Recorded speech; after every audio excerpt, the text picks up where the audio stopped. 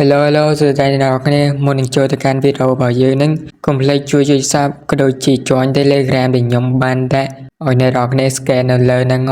ដើម្បីទទួលបាននូវការ share link ដែលខ្ញុំបាន share ចូលទៅកាន់ Telegram របស់គ្នាយើងតាមដានគ្រប់រឿងដែលខ្ញុំបានផុសហ្នឹងឯងពេលទី1បានចាប់ផ្ដើមជាមួយនឹង Nisu Slayer គាត់បានប្រកាសថាការប្រពៃពិធីចប់ឆេងគឺត្រូវបានប្រព្រឹត្តឡើងមនុស្សម្នាក់ដែលបានប្រព្រឹត្តឡើងមុនគេគឺជាអបាយយេហ្វានដែលចប់ឆេងរបស់គេទូបាននៅ Sosman នៅគ្រប់គ្នាមានការភ្ញាក់ផ្អើលជាមួយនឹងសមត្ថភាពដែលកូននឹងទទួលបានសមត្ថភាព Sosman របស់គេទូបាននៅកម្រិតកម្រជាពិសេសនេះគឺជាតួឯកផលរបស់យើងយីលីគាត់បានរៀបរាប់ឲ្យពួកយើងដឹងថានេះគឺជាយុគសម័យដែលធ្វើការផ្លាស់ប្ដូរចប់ឆេងរាប់រយឆ្នាំមុនលំហគឺត្រូវបានប្រែបែកបញ្ចេញនៅ Demon ជាច្រើនហើយមានតែអ្នកជាប់ឆេងនោះទេទើបទទួលបាននៅសមត្ថភាពអាចចាត់ការទៅកាន់ Demon ទាំងអស់នោះបានហើយសាយើងក៏បានបង្ហាញនៅលោកគ្រូ2នាក់ផងដែរដែលបរិះចំណាំអ្នកនេះគាត់មានឈ្មោះថាគូថៃប៉ៃដែលគាត់គឺជាប្រធាននៃ Guild មួយផងដែរចំណែកឯម្នាក់នោះគឺជាលោកគ្រូឈិនគាត់សើទៅកាន់ Yevan ខ្លាំងមែនទែនដោយសារ Yevan គឺ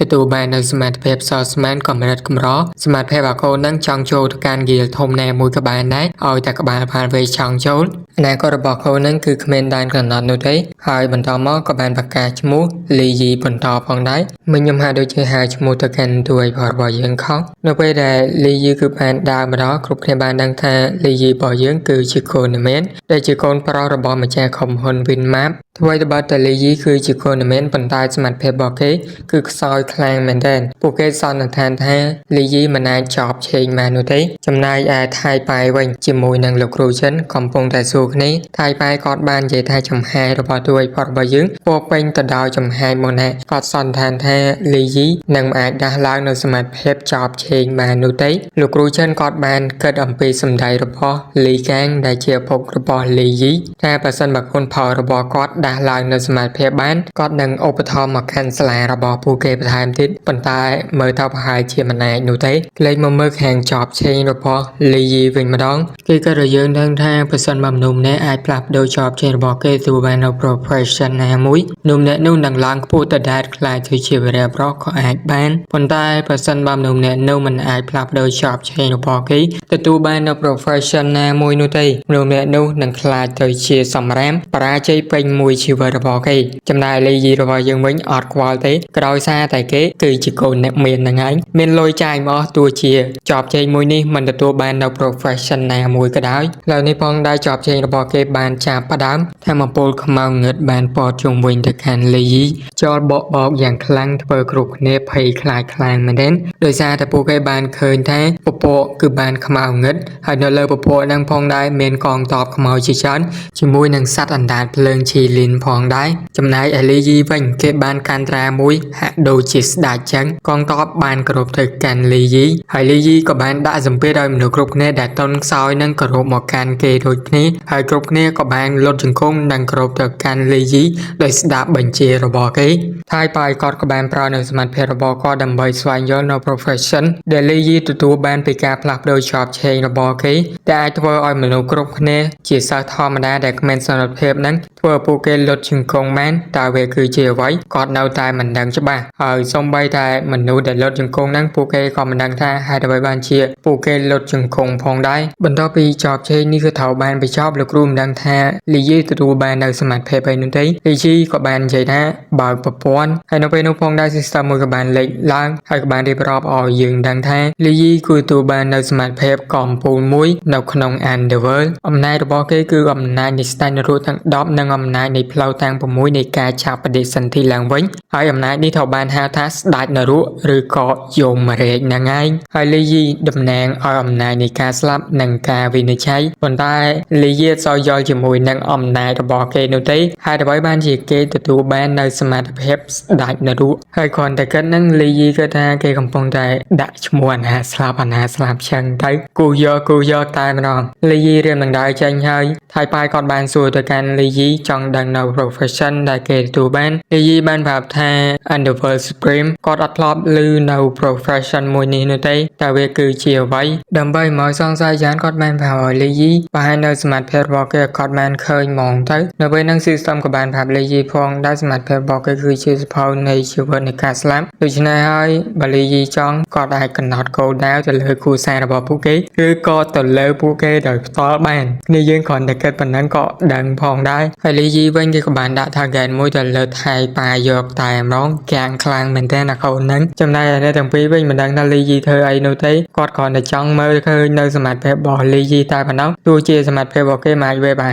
បានក៏ដោយប៉ុន្តែបើប្រូលីយីបើយើងវិញគ្មានតែក្បល់នោះទេដោយសារលីយីគឺអត់ចង់បង្ហាញបែបហ្នឹងហើយដូច្នេះហើយគាត់ក៏បានចាកចេញតែម្ដងទៅហើយមិនភ្លេចនោះទេគាត់នឹងរងចាំមើលនៅការបង្ហាញសមត្ថភាពរបស់លីយីនាពេលខាងមុខនៅក្នុងសមរភូមិការពិយុទ្ធរបស់ពួកគេហើយសមរភូមិមួយហ្នឹងផងដែរគឺជាសមរភូមិដែលត្រូវបានប្រព្រឹត្តឡើងដោយអ្នកមានទេពកោសល្យជាច្រើនធ្វើការប្រយុទ្ធគ្នាដណ្ដើមជើងឯកហ្នឹងឯងលីយីមិនដឹងថា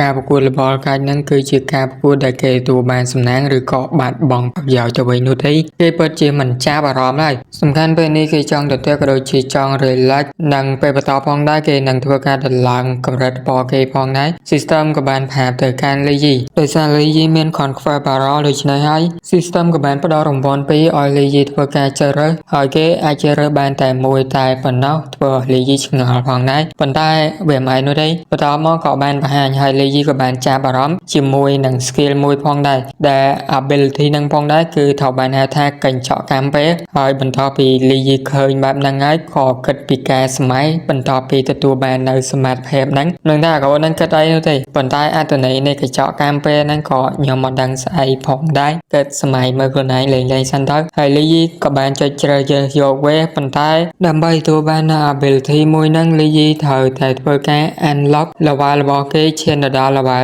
15ផងដែរដែលធ្វើឲ្យលីយីកាំងខ្លាំងមែនទេអានេះពងខ្ជិលឡងហ្នឹងប៉ុន្តែមិនទេចាំដល់តែចាំក្រោយទៀតបន្តមកសាយើងក៏បានកាន់នៅពេលដែលប្រូលីយីបាន teleport មកដល់វិមានដ៏ស្កឹមស្កាយរបស់គេវិញហើយមាននារីបំរើជាច្រើនចាំទទួលទៅកាន់លោកម្ចាស់តូចនៅពេលដែលមកដល់ហើយលីយីក៏បានឲ្យប៉ៃលូជូនគេទៅកាន់បន្ទប់ដែលផ្ទុកទៅដោយសម្ភារៈកម្រដូចជាឧបករណ៍អាវុធវេទមន្តអីនឹងជាដើមដែលប៉ៃលូនឹងគឺជាមេការរបស់គ្រួសាររបស់គេឲ្យមើលទៅប៉ៃលូក៏បាននាំលីយីទៅមើលនៅកន្លែងដែលផ្ទុកទៅដោយសម្ភារៈនិងវត្ថុវេទមន្តទាំងអស់នោះដែលវាស្ទើរទុកនៅវត្ថុកម្រ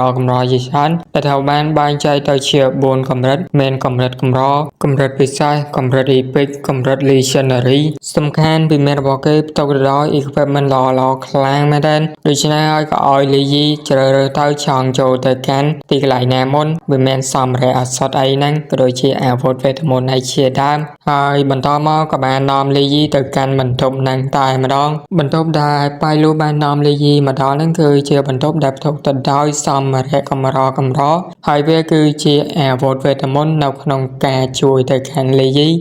ចង់បានមួយណាក៏បានតែសាច់ក្បាលវ៉ាល់របស់ប្រូហ្នឹងនោះទេលីយីក៏ចង់ដឹងតម្លៃរបស់អាវុធវេទមន្តហ្នឹងផងដែរតើវាមានតម្លៃប្រហែលខ្លះទៅលីយីប្រហែលជាមិនដឹងនោះទេថា item របស់ហ្នឹងគឺវាមានតម្លៃខ្លាំងមែនទែនដោយសារតែវាគឺទទួលបានបន្តពីឪពុករបស់គេជាតារបស់គេឯជាដើមធ្វើការប្រមាញ់ទៅកាន់ monster demon ហើយបន្តពីសម្លាប់ទៅកាន់ពួកវាក៏បានទម្លាក់ item ដល់នោះមកហើយមានអាវុធវេទមន្តខ្លះទៀតទទួលបានអំពីការជួញដូរការរឹបអូសបំណុលអីជាដើមហ្នឹងគ្រាន់តែនិយាយប៉ុណ្ណឹងធ្វើឲ្យប្រូលីយីរបស់យើងកាំងខ្លាំងមែនទែនគូសាររបស់គេមានអំណាចខ្លាំងដល់ថ្នាក់ហ្នឹងផងប៉ុន្តែគេហាក់ដូចជាអត់ចង់បានប្រមាណនោះទេដោយសារតែប្រភពរបស់គេរៀងក៏ក្រៃតិចប៉ៃលូបាននិយាយថាបើមិនចឹងនោះទេលោកម្ចាស់ធ្វើការប្រមាញ់ដោយខ្លួនឯងនឹងទទួលបាននៅ equipment ទាំងអស់នោះដោយខ្លួនឯងទៅវាមិនប្រសើរជាងប៉ុន្តែទទួលបានប្រហែលជារបស់ធម្មតា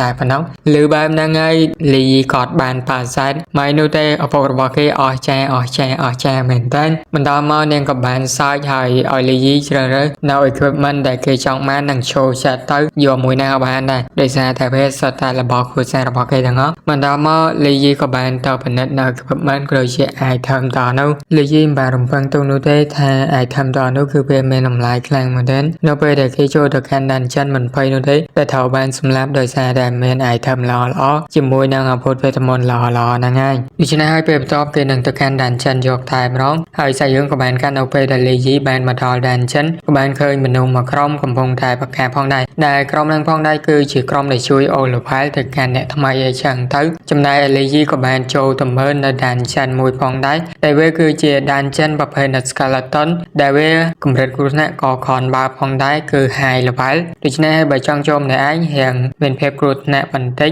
នៅពេលនឹងផងដែរនៅពេលដែលឃើញណាលីយីរបស់យើងគឺចង់ចូលទៅកាន់ទីកន្លែងនឹងម្នាក់ឯងថែមទាំងលីយីគឺជាដៃថ្មីទៀតនោះដូច្នេះហើយពួកគេមើលងាយទៅកាន់លីយីខ្លាំងមែនទែនហើយនៅពេលដែលនិយាយដល់លីយីមកដល់ពីក្រោយពួកនឹងពិតជាភ័យខ្លាំងមែនទែននៅពេលដែលលីយីកំពុងតែនិយាយធ្វើពួកកូននឹងខ្លាចក៏មានមនុស្សស្រីម្នាក់ក៏បានចាញ់មកដល់ភ្នាល់ជាមួយនឹងលីយីរបស់យើងបើលីយីអាចឃ្លាទៅកាន់ដានចិននឹងត្រឹមរយៈពេលតែ3នាទីដូច្នេះហើយនាងនឹងបកល3000នៅគ្រីស្តាល់វិញ្ញាណឲ្យទៅកាន់លីយីប៉ុន្តែលីយីក៏បានប៉ែសាទជាមួយនឹងការភ្នាល់មួយនេះដោយគេមិនចង់បាននៅគ្រីស្តាល់វិញ្ញាណនោះទេនាងសួរថាលីយីចង់បានស្អីលីយីបាននិយាយថាបើគេឈ្នះចង់ដែតជាមួយនឹងនាងនៅពេលល្ងាចនេះកាំងខ្លាំងមែនទេហើយក៏ភ្លេចប្រាប់ឈ្មោះទៅកាន់នាងផងដែរនាងមានឈ្មោះថា CU ហើយគឺជា Dark Knight level 20ប្រាស្នាមរបស់នាង Voice Screen បកប្រែខ្មែរប្រហែលជាសត្វគ្រាលសហ្នឹងឯងមនុស្សគ្រប់គ្នាក៏មានការព្យាបាលផងដែរនៅពេលដែលលីយីចង់ដែតជាមួយនឹង Dark Knight បែបនេះ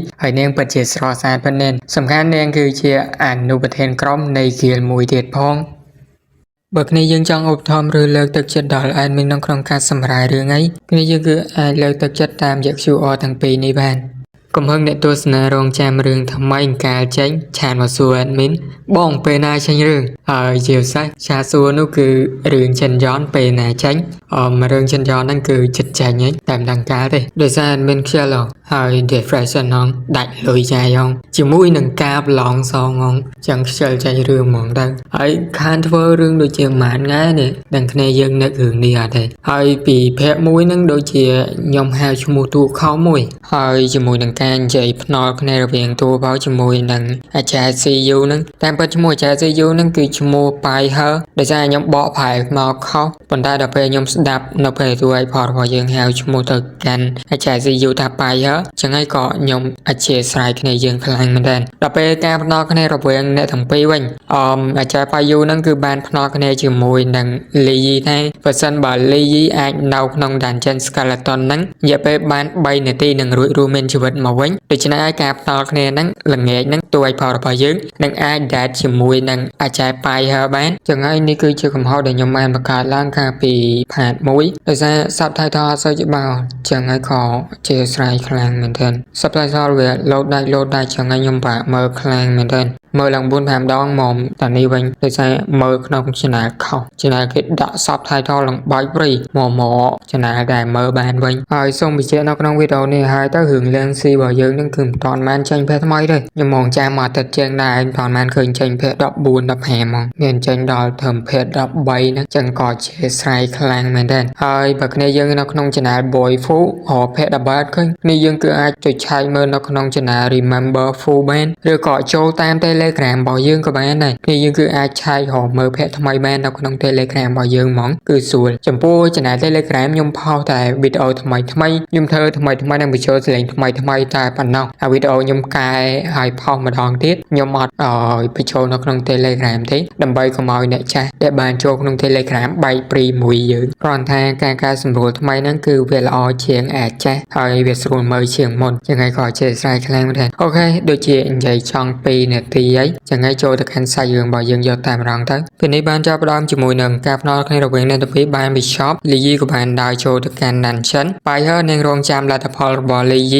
យីផាមកនាងចាំដែរទៅចំណែកឯបាយហើយវិញនាងពិតជារីករាយក្នុងចិត្តទុកជាមុនខ្លាំងមែននាងច្បាស់ជាទទួលបាន 3000 កាក់មេសជាមិនខានជាមួយនឹងអ្នកដីទៀតដែលកំពុងតែមើលការភ្នាល់គ្នារវាងអ្នកទាំងពីរគឺមិនជឿទៅលើលីយីឡើយចំណែកឯលីយីរបស់យើងនៅក្នុង Dungeon វិញចូលមកដល់ Dungeon ឆែកមើលភ្លាមក៏មាន Skeleton ជាច្រើនគឺបានលេចឡើងជាសំណាងល្អដែលលីយីគឺអាចកេកផុតហើយក៏ដោយសារតែ profession របស់លីយីគឺជាស្ដែងនរកដូច្នេះហើយ Skeleton ទាំងអស់នោះគឺត្រូវបាន control ភ្លាមដោយលីយីដោយប្រើចង្វាក់នៃសភៅជីវិតនៃការស្លាប់ហើយ skill មួយនឹងមានអត្ថប្រយោជន៍ខ្លាំងមែនទែនដោយសារវាស្ថិតនៅក្នុង level មិនស្រាប់ដូច្នេះហើយសូម្បីតែ Skeleton level 3 level 4 ឬក៏ level 2ក៏ដោយលីយីគឺអាច control វាបានទាំងអស់និងចាប់ពួកវាចូលទៅក្នុងដៃវិញបានយ៉ាង ងាយស្រួលជាមួយនឹងសមត្ថភាពដ៏អស្ចារ្យមួយនេះហើយក៏ដោយសារតែលីយីរបស់យើងគឺបានគ្រប់គ្រងនិង control wave ចូលទៅកាន់ដៃវិញដូច្នេះហើយស្មើនឹងការស្លាប់របស់ពួក wave ផងដែរលីយីទទួលបាននៅ experience ជាច្រើនដូច្នេះហើយល្បាយរបស់លីយីក៏មានការកើនឡើងជាច្រើនផងដែរនៅពេលដែលល្បាយលីយីកំពុងតែកើនឡើងនឹង system ក៏បានផ្ដល់នៅ skill 2ឲ្យទៅកាន់លីយីផងដែរមួយគឺជាច្បាប់នៃពិភពលោកពីរគឺជាច្រកទ្វេអាសរ៉ាហើយ experience របស់លីយីទទួលបានច្រើនខ្លាំងមែនដូច្នេះហើយនៅពេលបច្ចុប្បន្នលីយីក៏បានឈានទៅដល់ level 9 ផងដែរសូម្បីតែអ្នកមានទេពកោសល្យឈិនហាវថ្ងៃទី2គេទៅតែទទួលបាននៅ level 8តែប៉ុណ្ណោះក៏ដោយសារតែ profession របស់គេគឺជា profession ប្រេងនិទានមានតែមួយលើโลกដូច្នេះហើយវាពិតជាអស្ចារ្យខ្លាំងមែនទែនហើយវាផ្ដល់ជំនួយយ៉ាងច្រើនសម្រាប់លីយីហើយនៅពេលបច្ចុប្បន្នលីយីមាន skill 3សិភៅនៃជីវិតនៃការស្លាប់មួយច្បាប់នៃពិភពលោកមួយហើយនឹងច្រកទ្វេអាសរ៉ាមួយចំពោះច្បាប់នៃពិភពលោកលីយីគឺអាចបញ្ជាឲ្យមនុស្សគ្រប់គ្នាលុតជង្គង់ចំពោះមុខគេបានហើយវាពិតជាអស្ចារ្យខ្លាំងមែនទែនចំណែកឯច្រកទ្វេអាសរ៉ាវិញលីយីគឺអាចប្រើប្រាស់វាដើម្បីកោះហៅទៅកាន់អាសរ៉ាបានមិនត្រឹមតែប៉ុណ្ណោះគឺមានខ្មោចសខ្មៅទៀតផងហើយមើលខ្មោចសខ្មៅមិនសមជាខ្មោចសខ្មៅសោះសមជាទេពអសរបានត្រូវបឹមខ្លាំងមែនទែនអ្នកទាំងពីរសង្ឃឹមថាលីយីគឺអាចឈានទៅដល់ level 15និងអាចកោះហៅដោយផ្ទាល់មកខាងអ្នកទាំងពីរហើយបន្ទាប់ពីអ្នកទាំងពីរបានណែនាំខ្លួនចប់ទៅកាន់លីយីនាងក៏បានត្រឡប់ទៅកាន់រូបរបស់នាងវិញទៅមិនគួរសោះតែម្ដងហើយលីយីដោយសារតែមានស្រីស្អាតចាំផ្ដល់កម្លាំងចិត្តដូច្នេះហើយគេនឹងខិតខំឈានទៅដល់ level 15វិញស្រីយើងក៏បានកាន់មកដល់នៅខាងក្រៅដានចិនវិញម្ដងអ្នកគ្រប់គ្នាកំពុងតែរងចាំមើលដោយសារតែពេលវេលា3នាទីគឺបានកន្លងផុតហើយនៅពេលដែលពួកគេកំពុងតែភ័យជាពិសេសអាចឆែផាយហឺនោះនាងគិតថាលីយីគឺបានស្លាប់ហើយប៉ុន្តែលីយីក៏បានចេញពីឋានចិនវិញផងដែរគិតថាលីយីគ្រាន់តែអាចចាក់ចេញបានតែប៉ុណ្ណោះដូច្នេះហើយវាគ្មានអីដ៏អស្ចារ្យនោះទេប៉ុន្តែក៏ដោយសារតែការផ្ដល់គ្នាមួយនេះលីយីបានឈ្នះហើយដូច្នេះហើយ dating នៅពេលល្ងាចនេះលីយីនឹងរងចាំទៅកាន់នាងហើយលីយីប្រាប់ឈ្មោះរបស់គេទៅកាន់នាងដូច្នេះហើយអ្នកគ្រប់គ្នាមានការភ្ញាក់ផ្អើលខ្លាំងមែនទែនដោយសារដឹងថាលីយីរបស់យើងគឺជាកូនដែលមានសម្បូរលុយកាក់ហូរហៀខ្លាំងមែនទែនអាកូនហ្នឹងចំណែកឯចាយប៉ៃហឺវិញក៏ដឹងអំពីគេឈ្មោះរបស់លីយីផងដែរភ្ញាក់ផ្អើលមិនទាន់បានបញ្ចប់ផងការភ្ញាក់ផ្អើលមួយទៀតក៏បានបន្តក៏ដោយសារតែដានចិនដែលលីយីបានចូលហ្នឹងវាត្រូវបានឃ្លាបាត់ហើយពួកគេពិតជាមានការភ្ញាក់ផ្អើលខ្លាំងមែនទែនគ្រប់គ្នាទីកន្លែងហ្នឹងតែម្ដងដោយសារតែលីយីទៅតែ awaken តែប៉ុណ្ណោះប៉ុន្តែអាចឃ្លាទៅកាន់ដានចិនមួយតែម្នាក់ឯងព័ត៌មានមួយនេះគឺត្រូវបានផ្សព្វផ្សាយយ៉ាងលឿនចំណែកឯប្រូលីយីរបស់យើងវិញគាត់ក៏បានមកដល់ដានចិនមួយទៀតផងដែរដើម្បីឃ្លាដានចិនមួយហ្នឹងផងដែរគឺជាដានចិនប្រភេទ Goblin ហើយក៏មានមនុស្សមួយចំនួនកំពុងតែជ្រើសរើសមនុស្សដែលមាន profession salesman ដើម្បីចូលរួមជាសមាជិកក្រុមរបស់ពួកគេក្នុងការឃ្លាទៅកាន់ដានចិន Goblin មួយនេះហើយក៏មានមនុស្សមួយចំនួនទៀតគឺលក់របស់នៅទីកន្លែងហ្នឹងផងដែរលីយីរបស់យើងឃើញបែបហ្នឹងហើយក៏មិនសូវចាប់អារម្មណ៍ផងដែរប៉ុន្តែអ្វីដែលធ្វើឲ្យគេកាន់តែចាប់អារម្មណ៍និងមានការព្យាបាលនោះគឺកម្រិតដានចិនមួយនេះគឺវាខ្ពស់ខ្លាំងមែនទែនហើយកំពុងតែមានការកើនឡើងយ៉ាងខ្លាំងនៃអត្រានៃការស្លាប់ផងដែរដូច្នេះហើយនៅក្នុងការចូលទៅកាន់ដានចិនមួយហ្នឹងអត់អាចចូលទៅកាន់ម្នាក់ឯងដោយការពីពេលមុននោះទេដូច្នេះហើយលីយីត្រូវតែរកមិត្តរួមក្រុមដើម្បីបំពេញនៅសមាជិកក្រុមរបស់គេក្នុងការចូលទៅកាន់ដានចិន Goblin មួយហ្នឹងហើយដោយសារលីយីមានល្បែង9ស្រាប់ដែលគ្រប់លក្ខខណ្ឌក្នុងការចូលទៅកាន់ដានចិនហ្នឹងបានប៉ុន្តែត្រូវការមិត្តរួមក្រុមនៅក្នុងពេលនោះផងដែរសារទូរស័ព្ទរបស់លីយីក៏បានផ្ញើចូលទៅកាន់គេដែលព័ត៌មានទាំងអស់នោះគឺជាព័ត៌មានថ្មីៗដែលត្រូវបាន update ហើយក៏វាមានព័ត៌មានមួយផងដែរទាក់ទងជាមួយនឹងអាប៉ាយេហ្វានលីយីក៏ស្គាល់ថាអាកូនហ្នឹងគឺជា salesman ដែលមានកម្រិតកម្រទោះជានៅពេលបច្ចុប្បន្នអាកូនហ្នឹងគឺមានល្បែងទេពជាងលីយីប៉ុន្តែច្បាស់ជាមានចំណុចពិសេសណាមួយផងដែរចឹងហើយមិនបាច់មើលងាយទៅកាន់វានោះទេនៅពេលហ្នឹងផងដែរក៏មានលោកស្រីពីរនាក់បានហៅទៅកាន់លីយីនាងបានសួរទៅកាន់លីយីថាត្រូវការមករួមក្រុមដើម្បីឃ្លាទៅកាន់ Dungeon Goblin មែនទេនាងគឺអាចជួយទៅកាន់លីយីបានហើយតម្លៃក្នុងការជួយទៅកាន់អ្នកទាំងពីរគឺ 30,000 កាក់មេជាពិសេសអ្នកទាំងពីរនឹង carry ទៅកាន់លីយីយកតែម្ដងហើយយើងមកស្គាល់ឈ្មោះរបស់អ្នកទាំងពីរទាំងអស់គ្នាដែលចាសពណ៌ផ្ទៃមេឃមួយនេះនាងមានឈ្មោះថាលីលៀនហើយនាងគឺជា Archmage level 11ចំណែកអាចារ្យសក្រហមវិញនាងមានឈ្មោះថាលេណាដែលនាងគឺជា Fairy Knight level 11ផងដែរហើយប្រហែលដោយសារតែអ្នកទាំងប៉ុននឹងផ្ដើមឈ្មោះមកពីអក្សរ L មើលទៅ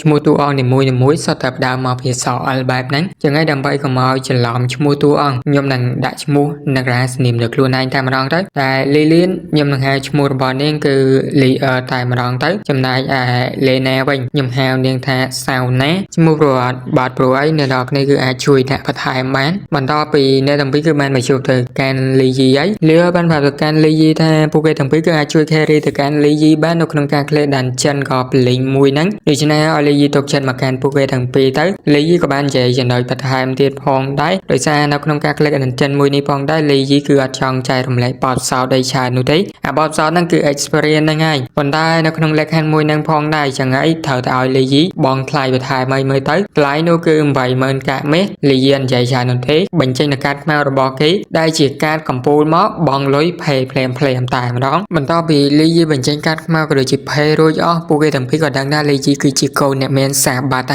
ហើយបន្តមកអ្នកទាំងបីក៏បានចូលទៅកាន់ dungeon មួយហ្នឹងតាំង3អ្នកតែម្ដងហើយគ្រប់គ្នាចំណែកលីយីខ្លាំងមែនទែនដឹងថាទៅ clear dungeon ឬក៏ទៅ dead មួយស្រីទេនេះជាផ្សាយពួកគេគឺស្គាល់គេឈ្មោះដែលល្បីល្បាញរបស់អ្នកទាំងពីរទៀតផងនៅពេលដែលចូលមកកាន់ dungeon ហើយលីយីក៏បានផ្ដល់នៅភារកិច្ចទាំងអស់ឲ្យអ្នកទាំងពីរចាត់ការហើយមិនដែរទេឲ្យលីយីទុកចិត្តមកកាន់អ្នកទាំងពីរទៅហើយលីយីនៅក្បែរពួកគេតិចទៅដើម្បីងាយស្រួលបន្តមកអ្នកទាំងពីរក៏បានចាប់ផ្ដើម clear dungeon យកតែម្ដងហើយការសម្លាប់ទៅកាន់ goblin នឹង experience ដែលត្រូវបានសម្លាប់នោះគឺបានហូរចូលទៅកាន់លីយីតែម្ដងជាមួយនឹងការប្រាប់របស់ system អ្នកទាំងពីរគឺបានធ្វើល្អខ្លាំងមែនទែនហើយក៏សម្ដែងធ្វើជាអស់កម្លាំងដែលធ្វើឲ្យ goblin តបស្អីបានចូលមកចាត់ការទៅកាន់អ្នកទាំងពីរផងដែរដើម្បីឆាប់ទៅកាន់អ្នកទាំងពីរទៅបឺហ្នឹងឯងឃើញបែបហ្នឹងលីយីក៏បានសួរទៅកាន់អ្នកពីរថាការជំនួយអត់ប៉ុន្តែអីនោះទេលីបានផឹក potion របស់នាងបង្កើនអាម៉ាណាចំនួន 1000 បន្ថែមទៀតហើយនាងក៏បានប្រើប្រាស់វេទមន្តទម្លាក់អាចផ្កាយដើម្បីចាត់ការទៅកាន់តបស្អី goblin ដែលធ្វើឲ្យតបស្អីជាច្រើនគឺត្រូវបានសម្លាប់សូម្បីតែការរត់គេចខ្លួនរបស់ goblin តបស្អីហ្នឹងក៏មិនអាចរត់គេចខ្លួនបាននោះដែរគឺត្រូវបានសម្លាប់ខ្ទេចខ្ទីម៉ាណា experience ក៏ត្រូវបានហូរចូលទៅកាន់លីយីហើយលីយីរបស់យើងចាប់អារម្មណ៍ទៅកាន់អ្នកទាំងពីរធ្វើកិច្ចការងារបានល្អខ្លាំងមែនទែនថែមទាំងយុទ្ធសាស្ត្ររបស់អ្នកទាំងពីរហ្នឹងគឺល្អទៀតផងចំណែកឯអ្នកទាំងពីរវិញដោយសារតែលីនឹងបានប្រើប្រាស់ម៉ាណាអស់ច្រើនខ្លាំងមែនទែនដូច្នេះនាងត្រូវការពេលដើម្បីសម្រាកបន្តិចដើម្បីស្ដារនៅម៉ាណារបស់នាងត្រឡប់មកវិញជាមួយនឹងកម្លាំងរបស់សាវណាផងដែរចំណែកឯប្រលីរបស់យើងវិញកាំងខ្លាំងមែនទែនជាមួយនឹងការបញ្ចេញសម្លេងក៏ដូចជាកាយវិការរបស់អ្នកទាំងពីរបន្ទាប់ពីសម្រាប់អស់មួយសន្ទុះក្រោយមកដើម្បីចាត់ការបើហើយយកតែម្ដងគឺចាត់ការទៅកាន់ Goblin Warlord ដូច្នេះហើយពួកគេគឺទៅកាន់ជំរំរបស់ Were យកតែម្ដងក៏បានសង្កេតមើលទៅកាន់ជំរំរបស់ Goblin ផងដែរប៉ុន្តែនៅក្នុងការ claim មកកាន់ dungeon មួយនេះអ្នកទាំងពីរឲ្យលីយីទុកចិត្តមកកាន់ពួកគេទៅហើយពួកគេនឹង carry ទៅកាន់លីយីមកចាប់យកតែម្ដងហើយអ្វីដែលពួកគេត្រូវធ្វើនៅក្នុងការ claim មកកាន់ dungeon មួយនេះគឺជាការចាត់ការទៅកាន់ Goblin Warlord ហ្នឹងឯងបន្តមកនាងក៏បានបញ្ចេញនៅតុក្កតារបស់នាងហើយតុក្កតាហ្នឹងមិនមែនតុក្កតាធម្មតានោះទេតែវាគឺជាការកោះហៅទៅកាន់ខ្លាឃ្មុំដ៏ធំមួយហើយបានប្រើប្រាស់នៅសត្វកោះហៅរបស់អ្នកទាំងពីរដើម្បីចាត់ការទៅកាន់កងទ័ព Goblin ចំណែកឯអ្នកទាំងពីរវិញជាមួយនឹងលីយីបានចូលទៅកាន់ក្នុងដើម្បីចាត់ការទៅកាន់ Goblin Warlord យុទ្ធសាស្ត្រមួយនេះទៅធ្វើឲ្យលីយីកោតសើទៅកាន់អ្នកទាំងពីរល្អខ្លាំងមែនទែនប៉ុន្តែទោះជាយុទ្ធសាស្ត្រល្អយ៉ាងណាក៏ដោយកម្លាំងអ្នកទាំងពីរដូចជាអត់ដល់ដូចជាមានសមត្ថភាពចាត់ការទៅកាន់ Goblin Warlord នោះទេដែលធ្វើឲ្យអ្នកទាំងពីរហ្នឹងគឺត្រូវបានខ្ទេរបស់ Goblin Warlord គឺជាដឹងផងដែរថា Goblin Warlord មួយនេះគឺវាមាន level 20ខ្លាំងមែនទែនហួសនឹង level របស់អ្នកទាំងពីរបាត់ហើយសត្វកោះហៅរវាងអ្នកទាំងពីរហ្នឹងគឺត្រូវបានខ្ទេរបស់កងទ័ព Goblin ផងដែរជាដែលធ្វើឲ្យអ្នកទាំងពីរគឺត្រូវបានឡោមព័ទ្ធដោយកងទ័ពជាមួយនឹង Goblin Warlord ចំណែកឯ Goblin Warlord វិញវាអត់ខ្វល់នោះទេទោះជាអ្នកទាំងពីរស្អាតយ៉ាងណាក៏ដោយក៏បានបញ្ជានៅកងទ័ព Goblin ចូលទៅចាត់ការទៅកាន់អ្នកទាំងពីរផងដែរហើយសារយើងរបស់យើងខ្ញុំសូមបញ្ចប់តែត្រឹមហ្នឹងសិនទៅចង់ប្រាប់គ្នាយើងថាវីដេអូរបស់ខ្ញុំនឹងផុសនៅក្នុង channel 4K Drama វីដេអូនេះគ្រាន់តែជាវីដេអូបង្ហាញដោយសារ channel មួយនេះខ្ញុំដាក់ស្នាដៃហើយក៏ប្រាប់គ្នាយើងផងដែរថា channel Juno Full ហ្នឹងខ្ញុំបានលក់ចេញមកទៅហើយដោយសារដាច់យាយពេកហើយបើគ្នាយើងអត់ដឹងនោះទេគ្នាយើងគ្រាន់តែចូល Telegram ទៅខ្ញុំអាប់ដេតប្រាប់គ្នាយើងហើយតែម្ដងដូចជាខ្ញុំបានប្រាប់គ្នាយើងនៅក្នុងរឿង link sale ផងដែរថាខ្ញុំអត់លក់ channel Juno Full នោះទេខ្ញុំ build វាឲ្យឡើងសាប់ឡើងវិញប៉ុន្តែអត់បាន build ទេទៅបាន 5k សោះលក់ចេញទៀតហើយវីដេអូរៀងច្រើនគួរសមដែរហ្នឹងចឹងហើយក៏ជាស្រ័យខ្លាំងមែនទែនរៀងសេតដែរហ្នឹងចង់ build channel មួយទៅប៉ុន្តែរៀងពិបាក build ពេកដោយសារដាច់លុយហ្នឹងឯងមានអីក្រៅពីដាច់លុយនោះទេដែលត្រូវតែលក់ចឹងហើយបើគ្នាយើងចង់ support ខ្ញុំអីគឺអាច support តាមរយៈ QR ខាងលើនេះបានដូចជាជួយ join Telegram ដើម្បីតាមដាននៅរឿងដែលខ្ញុំបានផុសផងនៃយើងដើម្បីឲ្យខ្ញុំកាន់តែមានទឹកចិត្តធ្វើអីចឹងណា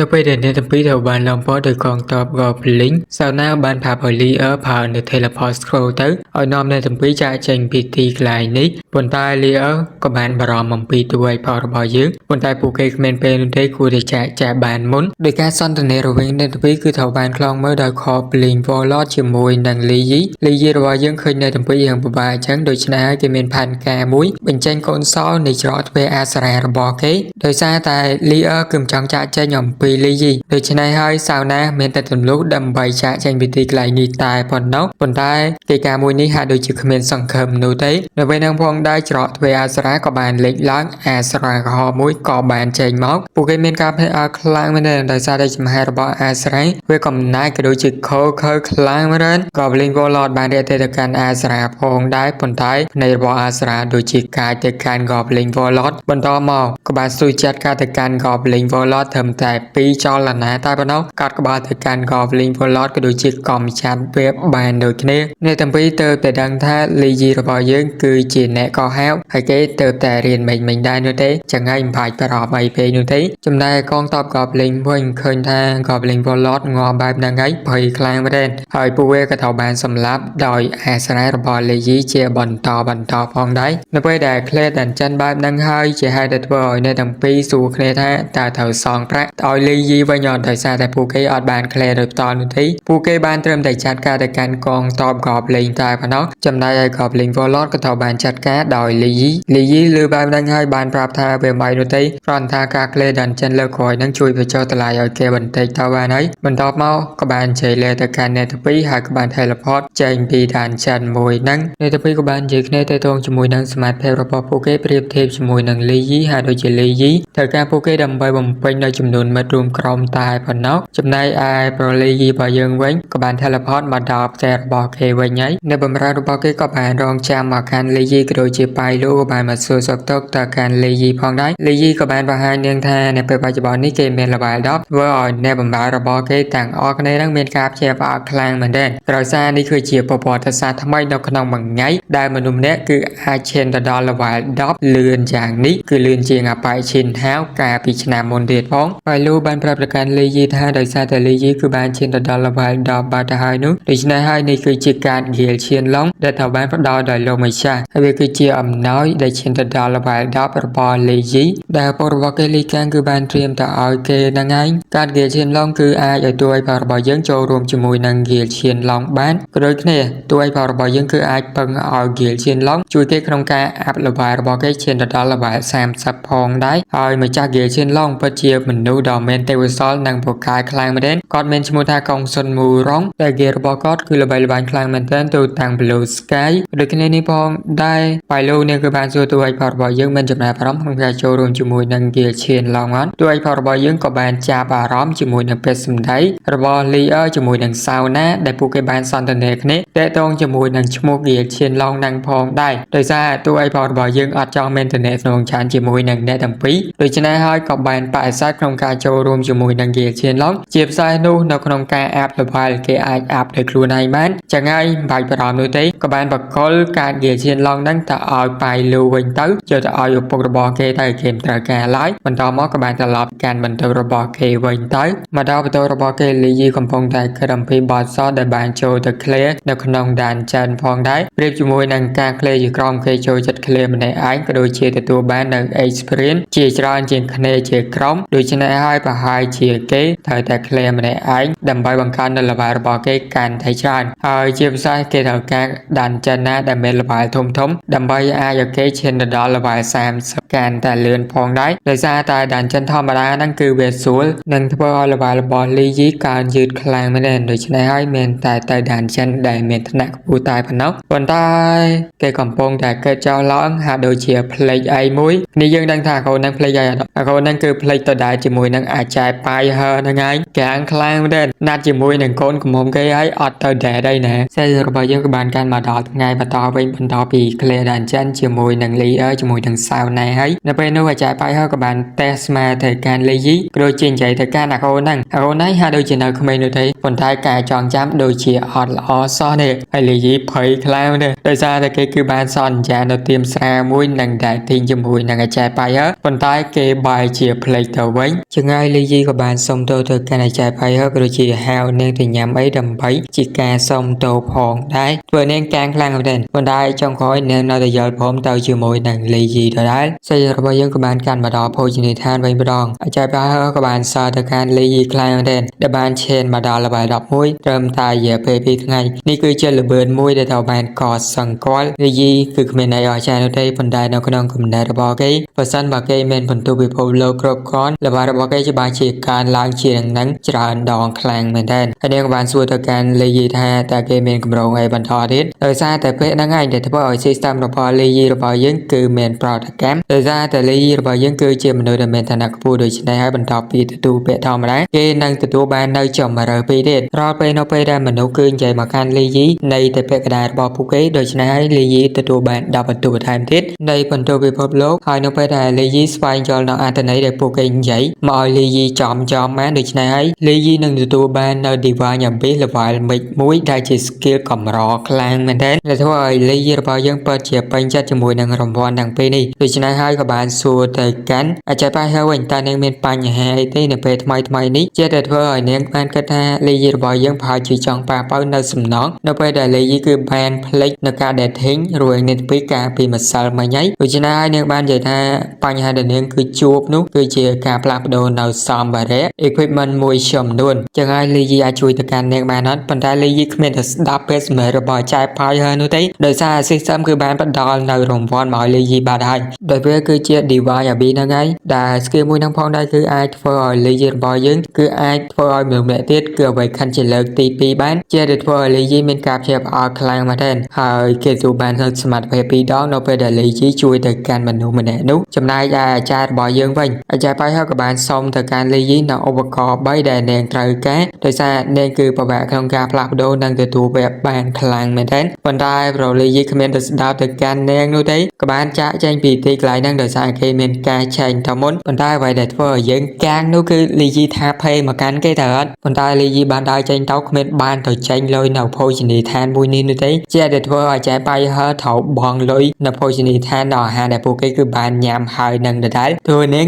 កាងខ្លាំងមែនដែរចំណែកឯប្រលីយរបស់យើងកំពុងតែដើរកើតតែតងជាមួយនឹង Divine Abyss ល្បែងមួយរបស់គេត្រូវតែរកមនុស្សដើម្បីសារលបងជាផ្សាយគឺជនក្រីក្រអ្នកក្រដែលគ្មានសមត្ថភាពដើម្បីផ្លាស់ប្ដូរក៏ដូចជាអ្វីខាន់បាននិងទទួលបានសមត្ថភាពទេពដូច្នេះហើយគេអាចជួយទៅកាន់នោះ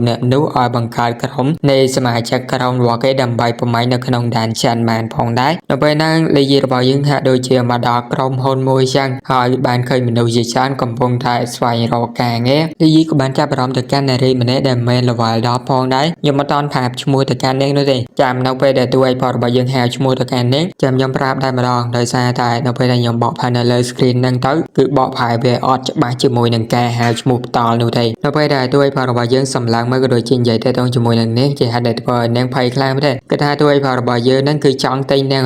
មិនជាស្រីលោកខ្លួននោះទេប៉ុន្តែតួឯកផលរបស់យើងបាយជាគិតវិញថាអាចារ្យហ្នឹងភ្នំទួយខ្លាំងមែនទេមិនត្រូវស្តង់ដាររបស់គេនោះទេដូចជា standard ផ្សេងទៀតរបស់នាងហ្នឹងគឺអត់មានត្រូវលក្ខខណ្ឌរបស់លីយដែលត្រូវពេញចិត្តជាមួយនឹងនាងតែម្ដងប៉ុន្តែលីយក៏បាននិយាយតែតងជាមួយនឹងការធ្វើអាជីវកម្មជាមួយនឹងនាងដូចជាជួលនាងឲ្យធ្វើការជាមួយនឹងខ្លួនផងដែរតែលីយនឹងផ្ដល់ថ្លៃអាហារថ្លៃសាក់នៅដូចជាប្រាក់ខែចំនួន 100000 កាក់មេសខ្ញុំមិនដឹងថា 100000 កាក់មេសឬក៏ 100000 ចោលនោះទេប្រហែលជា 100000 កាក់មេសហ្នឹងឯងឲ្យនាងនៅក្នុងមួយខែជាពិសេសនាងរីករាយខ្លាំងមែនទែនអរគុណទៅកាន់លីយហើយលីយក៏បានរើសមនុស្សមួយចំនួនទៀតផងដែរដើម្បីចូលរួមជាមួយនឹងសមាជិកក្រុមរបស់គេហើយគេក៏បានធ្វើកិច្ចព្រមព្រៀងជាមួយនឹងគ្នានៅទីកន្លែងហ្នឹងហើយដូចជានាំពួកគេប្រមាណអ្នកហ្នឹងទៅកាន់ផ្ទះរបស់គេដូចគ្នាហើយលីយមកដល់ផ្ទះរបស់គេពិតជាស្នេហ៍ខ្លាំងមែនដែលរកឃើញមនុស្សដែលមានទេពកោសល្យចំនួន6នាក់បូករួមជាមួយនឹងអាចារ្យលីជាមួយនឹងសាវណា2នាក់ទៀតផងដែរដូច្នេះហើយគេគឺអាចអ្វីខិនទៅកាន់ពួកគេជាលើកទី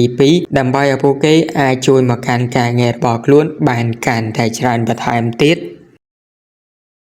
Xây có bàn can ở đây sao nay chỉ mùi đằng ly mà đó thì lại bao tuổi phải bao nhiêu lý do các bạn thêm rồi mũ đầm bay ao về khăn là lời phụ kê tăng bảy nét chỉ lời thì pi phong đáy nó bây năng tham một bộ này cả về khai là bao phụ kê tăng bảy nét các bạn đã nơi smart phép chỉ lời thì pi là bao phụ kê đại smart phép mùi năng phong đã được vội phụ kê mình cảการlao nơi smart phép chia kháng hay là bài bao phụ kê có bànการlao nè mùi nè pi phong đáy chỉ mùi năng smart phépทำไมเราbao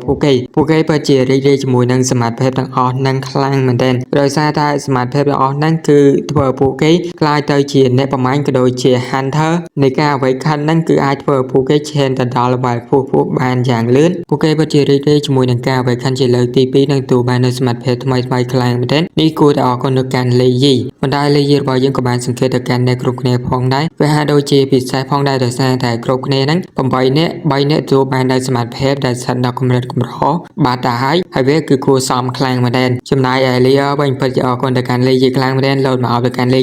ยี่หาโดยเฉียบเป็นจักรายมาเด่นผลตากับตัวบานในจำหายระบายแจกไปฮะคือเชียจำหายในการวิจารณ์ได้ไงเคยแบบดังเหตุการณ์พองได้เฉียเยี่ยมดังในการเลยไอใจมีตีไหลนั่งเจริญเวอร์ในส่วนการเลยยี่ท้ายแต่เกิดเป็นจัดแมนแต่เกิดอดเป็นจัดของการเอาแต่การนั่งแมนผลได้จำพวกเราเลยยี่บ่อยยังแมนทางเกมเป็นจัดได้ผลได้ก็โดยซาแต่คลาในตีไหลนั่งอ่ะเห็นออฟไซด์ไหมเลี้ยออกคนแต่การเลยยี่กลางมาเด่นน้องกาไปคันระบายในตรงพี่เจริญตีปีผลได้เลยตัวมือtừการสาวนาวิ่งเดินกำปองแต่เป็นจัดจมูกหนังกาด้านในสมัติเพศใหม่ระบายในนั้นคือไปออช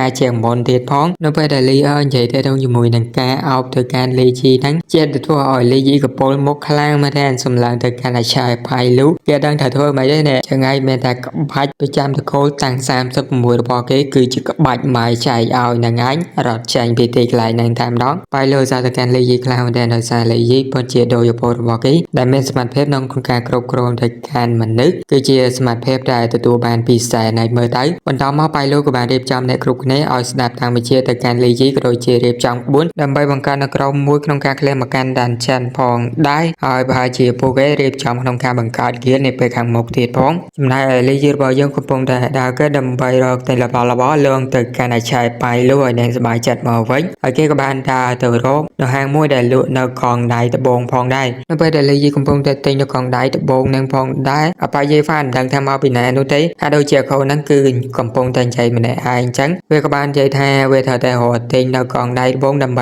ตุกดาววิญญาณระบอมดูใส่ไม่ดำเนินชมูดแห่ยนบังชิงดำใบไอ้ทั่วเขานั่งอาบระบายลางการแต่เลื่อนบรรทอทิศขนมเหยียบไปเป็นง่ายเขานั่งคือบาลเชนบันทอระบายดอบเวหาโดยเฉียเลื่อนคลางประเทศในขนมขายในบ่อปุเกดอเตยเด็ดหนึ่งฮันเธอได้โจประมาณทำไมคือเกาซาแต่การอาไปเยฟันคือเชื่อมนุษย์ดำเนินเตวซอลให้กระจังดังอำเภออ่างกระบังในกาแฟระบอบไปพองได้โดยซาแต่ไปเยฟันคืออดเศร้าแม่เลยมานู้นได้โดยชนะให้หัวใจกองได้ตะบงในเท่าจะพนักบนใต้บางชิงเนี่ยเศร้าเป็นจันโนเตยโดยซาแต่ตลายบ่อเวทแห่งเท้าโดยเชียอัตโปรบ่อเวทแฮมโปรบ่อเวทนั่นคือเตบคลางมาได้โดยชนะให้เนียงอัดเถิดแกนูเตยวิอาช่วยออกไปเยฟันนั้นแต่ตัวบานโดยแฮมโปรโดยจิตการลางกำเนิดบ่อกี้คือติดคลางเหมือนกันคนนั่งโดยซาแต่ในอลอยห้องนู้นหายคะแนนคือกรอคลางมาได้จมูกหนังกาเต็งกองได้ตะบงโดยซาเวเป็นไลโดยชนะให้อัดดังเถิดเบอร์ใหม่นูเตยนักไปด่าเขานั่งคำพงแต่คัดนั่งเรศสนิกบาลตั้งใจจมูกนั่งเขานั่งพองได้แต่ตรงจมูกหนังกาเต็งตีไลนี้ให้เน้นกับบาลสกอร์แต่การไปเยฟันพองได้แต่คือเชียร์ซัสมันได้เมนตึงซอลให้เน้นก็จ้องดังอำเภอกับบางในการฟาร์มลังระบายดาวระบอบเกยอย่างเลื่อนขนมเหยียบปีไงพองได้ให้ในกรุ๊ปนี้สตจังดังอำเภอเรื่องนี้ไปเยฟันมันใหญ่แทงกระจายตะเกคือขัดคอมต่างยบต่างทั้งไงเดือดวัวระบายบอกเกยเป็นการลังเลื่อนจากนี้ให้เน้นกับบาลใหญ่พาตะการไปเยฟันหน้าโดยซาไปเยฟันคือเชื่อมนุษย์ได้แมนแต่ไปซ้อก็โดยเชียร์นับไปได้ฮันเธอทำไมนะดาวไว้คันทำไมก็โดยเชียร์มาเช่นมาดาระบายดับนับไปได้โจมาการแห้งระบอกเกยนำไปเจ้าตะไลดิสคาวน์มาเพย์เพร้อยแต่การฮันเธอมวยนุ๊กนี่ยังก็ตานับไปได้ไปเจ้าตะไลมาเพย์เพร้อยยัยไปเจ้าตะไลชาในเถิดวันท้ายตัวจีชานอย่างนั่งก็ได้ไปเยฟันเราแต่คอมเมนต์เลยกรุบก็ทำการติงกองได้มวยแต่ได้แกงคลางเหมือนกันจำได้ด้วยก็ระบายยังกับบานกระไรเคยไปเยฟันพองได้โดยชนะให้นับไปได้ไปเยฟันกำพงได้เกิดใบรอบที่สักนงการติงกองได้ตะโบมุ้ยตะออยมังชิงด้วยก็ระบายยังกับบานมาเรเตตะการนักโอนังพองได้เดซาเลยีระบายยังคอมเมนต์ชมูลใบโดยเฉดดังดาเลยีคือจิโกเนเมนพองนุ๊กกับบานใหญ่เรเตกโดยจิเมนกับเชฟอาร์จิมวยนังเลยีเลยีระบ របស់យើងក៏បាននិយាយថាគេមកទីកន្លែងនេះដើម្បីទិញតំណែងតិចតួចតែកូនហ្នឹងកំពុងតែរកនៅកងដៃត្បូងមែនដូច្នេះហើយលាយរបស់យើងក៏បានផ្ដល់ឲ្យកូនហ្នឹងទុកថាវាគឺជាអំណោយដំបូងហើយអបអរសាទៅកាន់កូនហ្នឹងទៅចោះកូនហ្នឹងចង់ទិញកងដៃត្បូងមួយណាក៏បានដែរចាំគេអ្នកភេលុយឲ្យចិត្តទៅកូនយាយហ្វានរីករាយខ្លាំងមែនប៉ុន្តែបានឈិញនឹងបានប្រាប់ទៅកាន់កូនយាយហ្វានថាគ្មានអាហារថ្ងៃត្រង់ណាដែល free នោះទេដូច្នេះឲ្យអរគុណយាយហ្វានកើតម្ដងទៀតនៅពេលដែលពួកគេកំពុងតែនិយាយគ្នានឹងផងដែរទួយផលរបស់យើងហាក់ដូចជាចាប់អារម្មណ៍ឃើញនៅពលឺសូងនៅក្បែរប៉ាយាយហ្វានហាក់ដូចជាចម្លែកខ្លាំងមែនហើយនេះប្រហែលជាអាកបាំងដែលប៉ាយាយហ្វានឈានទៅដល់ល្វែង10លឿនយ៉ាងនេះផងដែរបន្ទាប់ពីទួយផលរបស់យើងទិញកងដៃត្បូងឲ្យប៉ាយាយហ្វានរួចប៉ាយាយហ្វានអរគុណទៅកាន់លីយីក៏ដូចជាដើរចែកចែងផងដែរលីយីរបស់យើងក៏បានឲ្យមនុស្សតាមដានទៅកាន់អាប៉ាយាយហ្វានផងដែរតេតងជាមួយនឹងបញ្ហារបស់គេថ្មីនេះគេចង់ដើរទាំងអស់តែម្ដងចំណែកប៉ាយាយហ្វានវិញគេក៏បានដើរជាមួយនឹងម៉ាំងឈិញផងដែរនាងបានប្រាប់ឲ្យប៉ាយាយហ្វានមិនគួរទទួលរបស់ពីអ្នកទេនោះទេហើយអ្វីទៅវាគ្មានអីខុសណាគេមិនបានលួចឬក៏ឆក់ប្លន់អ្នកទេទទួលបានវាដោយសមត្ថភាពរបស់គេជាមួយនឹងការផ្ដល់អំណោយពីអ្នកទេផងដែរបើនិយាយយ៉ាងនោះទេគ្រាន់តែចូលមកកាន់កងដៃត្បូងនេះទៅបន្ទាប់ពីនាងបានចូលហើយអាប៉ាយាយហ្វានក៏បានបោះត្បូងដកកញ្ចាស់មួយរបស់គេហើយក៏បានដើរចែកចេញពីទីកន្លែងហ្នឹងផងដែរនៅពេលហ្នឹងផងដែរក៏មានមនុស្សម្នាក់ក៏បានមករើសមើលត្បូងហ្នឹងប្រហែលជាវាគឺជាមូលហេតុដែលបងស្រីប៉ៃលូឲ្យនាងតាមដានទៅកាន់ប៉ាយាយហ្វានហើយក៏បានតាក់ទងទៅកាន់បងស្រីប៉ៃលូយកតែម្ដងមកដល់វិមានរបស់លីយីវិញម្ដងយើងក៏បានឃើញនៅពេលដែលលីយីកំពុងតែញ៉ាំអាហារក៏ដូចជាមើលទៅកាន់កងដៃត្បូងដែលបានជូនទៅកាន់អាចារ្យប៉ៃលូហើយនោះស្អាជីដែលជាមនុស្សដែលត្រូវបានបញ្ជូនទៅឲ្យតាមដានទៅកាន់ប៉ាយាយហ្វាននាងក៏បានមករេការក៏ដូចជាកលនៅត្បូងដកកញ្ចាស់ហ្នឹងតើឲ្យអាចារ្យប៉ៃលូក៏បានយកមកឲ្យទៅកាន់ដោយផលរបស់យើងមើលលីយីឃើញបែបហ្នឹងហើយក៏បានដឹងថាអាហ្នឹងគឺជារបស់ប៉ាយាយហ្វានដែលបានកាន់ហ្នឹងតែប៉ុន្តែគេនៅតែឆ្ងល់ហេតុអ្វីបានជាតាក់ទងជាមួយនឹងរឿងទាំងអស់នេះវាប្រហែលជាអាកបាំងរបស់ប៉ាយាយហ្វានហើយប៉ៃលូនាងក៏បាននិយាយផងដែរថាវាគឺជាវត្ថុមួយដែលអាចផ្ទុកទៅកាន់ Special Spirit បានហើយ Special Spirit ហ្នឹងគឺជាស្អី Special Spirit គឺជាព្រលឹងដែលមានសមត្ថភាពពិសេសអាចផ្លាស់ប្ទីក៏ដូចជាស្ថិតនៅក្នុងរបស់របរក៏ដូចជាវត្ថុបុរាណចាស់ៗហ្នឹងឯងហើយវាក៏មានសមត្ថភាពដល់នៅអ្នកដែលទទួលបានវាទទួលបាននៅសមត្ថភាពពិសេសក៏ដូចជាកម្រជាច្រើនផងដែរចឹងហើយមានន័យថារឿងមួយនេះគឺតេតងជាមួយនឹងអាប៉ាយាយហ្វានដែលទទួលបាននៅ Special Spirit មានដែរទេព្រោះរបស់ទូឲ្យផលរបស់យើងចឹងទេប៉ុន្តែមកស្ដាប់ផ្នែករបស់អាចារ្យប៉ៃលូរបស់យើងវិញដែលនាងគឺគ្មានកម្រងទុក Special Spirit ហ្នឹងឲ្យនៅជាមួយនឹងអាប៉ាយាយហ្វានឡើយចឹងមានន័យថាតានាងចង់ឲ្យខ្លួនលួចទៅកាន់វាដើម្បីខ្លាចទៅជារបស់ខ្លួនឯងមែនលីយីកាងខ្លាំងមែនដោយសារលីយីដំបូងហ្នឹងគឺចង់ទទួលបាននៅប៉ាយាយហ្វានចូលរួមជាមួយនឹងសមាជិកក្រុមរបស់គេនោះទេប៉ុន្តែនៅពេលដែលគិតបែបហ្នឹងហើយហាក់ដូចជាមិនសមអាចារ្យប៉ៃលូនឹងបាននិយាយថាដោយសារតែ Special Spirit ហ្នឹងវាគឺជាវត្ថុកម្រក៏ដូចជាវិញ្ញាណដ៏អស្ចារ្យដូច្នេះហើយស្ថិតនៅជាមួយនឹងមនុស្សឈួតដូចជាប៉ាយាយហ្វានហ្នឹងវាគឺមិនសមឡើយសមជាមួយនឹងម្ចាស់របស់គេឆានជាងលីយីលើបែបហ្នឹងហើយក៏គិតផងដែរដោយសារតែប៉ាយាយហ្វានគឺជាមនុស្សដ៏លោភលន់ម្នាក់ចៅយើងរបស់យើងក៏បានកាន់មកដល់ថ្ងៃបន្ទាប់យើងក៏បានឃើញថាប៉ាយាយហ្វានវាក៏បានដើរមកកាន់ហាងដែលផ្ទុកដូចជាលក់នៅកងដៃត្បូងនឹងម្ដងទៀតហើយដោយសារតែធម្មពលរបស់កងដៃត្បូងគេបានប្រើប្រាស់អស់បាត់ហើយក្នុងរយៈពេល3ថ្ងៃគេបានឈានមកដល់ល្បែង13ប៉ុន្តែក៏បានប្រើប្រាស់នៅធម្មពលត្បូងផងដែរចឹងហើយគេត្រូវតែរនទិញនៅកងដៃត្បូងថ្មីទៀតហើយនៅពេលដែលអាកូនហ្នឹងក៏បានចូលមកដល់ហាងនោះក៏បានមកជួបទៅកាន់ទួយផលរបស់យើងតែទួយផលរបស់យើងសំដែងថាដូចជាគេហ្នឹងគឺមកទិញរបស់បន្ថែមទៀតចឹងដឹងស្រាប់ហើយទួយផលរបស់យើងនិយាយប្រាប់ទៅកាន់ប៉ាយាយហ្វានគេគឺជាមនុស្សដែលខ្ជិលធ្វើការវឹកហាត់ដូចជាគេអ្វីខាត់ក៏ដោយប៉ុន្តែគេនៅតែចូលចិត្តមានអ្វីក្រៅពីស្រីស្អាតអារម្មណ៍ក្បែរគេនោះទេដោយគេចង់ជួញដូរជាមួយនឹងប៉ាយាយហ្វាននឹងផងដែរប៉ាយាយហ្វានក៏ទៅហាងតំណងដែរដូច្នេះហើយក៏បានចូលផងជាមួយនឹងទួយផលរបស់យើងប៉ុន្តែមកឈិញនឹងបានប្រាប់ប៉ាយាយហ្វានគិតម្ដងទៀតទៅទៅជាមួយនឹងបញ្ហាជាមួយនឹងការទូលដូររបស់ទួយផលរបស់យើងវាហាក់ដូចជាទួយផលរបស់យើងមានគោលបំណងមួយប៉ុន្តែអ្នកទាំងពីរក៏បានឆ្លោះប្រកែកគ្នាក៏ជាខ្វែងកំណត់គ្នាហើយលីយីរបស់យើងឃើញបែបហ្នឹងហើយក៏ដឹងថាអ្នកទាំងពីរកំពុងតែខ្វែងកំណត់គ្នាផងដែរចឹងហើយចាក់សាំងចូលទៅក្នុងភ្លើងយកតែម្ដងសូមជឿផងដែរថាទួយផលរបស់យើងអត់អាចមើលឃើញទៅកាន់វិញ្ញាណរបស់ម៉ាំងឈិញបាននោះទេគ្រាន់តែអាចមើលឃើញភេលបានតែប៉ុណ្ណោះហើយវីដេអូនេះខ្ញុំសូមបញ្ចប់តែត្រឹមហ្នឹងដូចតែគ្នាយើងក្នុងក្រុមបានឃើញអញ្ចឹងគឺខ្ញុំបាក់ខ្លាំងមែនទែននៅក្នុងការធ្វើវីដេអូពេលថ្ងៃខ្ញុំអាចធ្វើបានតែពេលយប់នោះទេហើយពេលយប់ជួគឺខ្ញុំដេកលក់ទៀតផងដូច្នេះហើយមានតែចាំពេលយប់ខ្ទង់ម៉ោង2ម៉ោង3បន្ទាប់ពីខ្ញុំភ្ញាក់ពីដេកហ្នឹងខ្ញុំព្យាយាមធ្វើតែប៉ុណ្ណោះបើមិនយ៉ាងនោះទេម៉ោង5ម៉ោង6 មួយជាងហ្នឹងគឺលាន់លឺពេញនឹងតែម្ដងបាទធ្វើខ្លាំងមែនទេចឹងហើយគឺជាស្រ័យខ្លាំងមែនទេបើថ្ងៃខ្លះអត់បានចេញវីដេអូអីឬក៏ចេញយឺតអី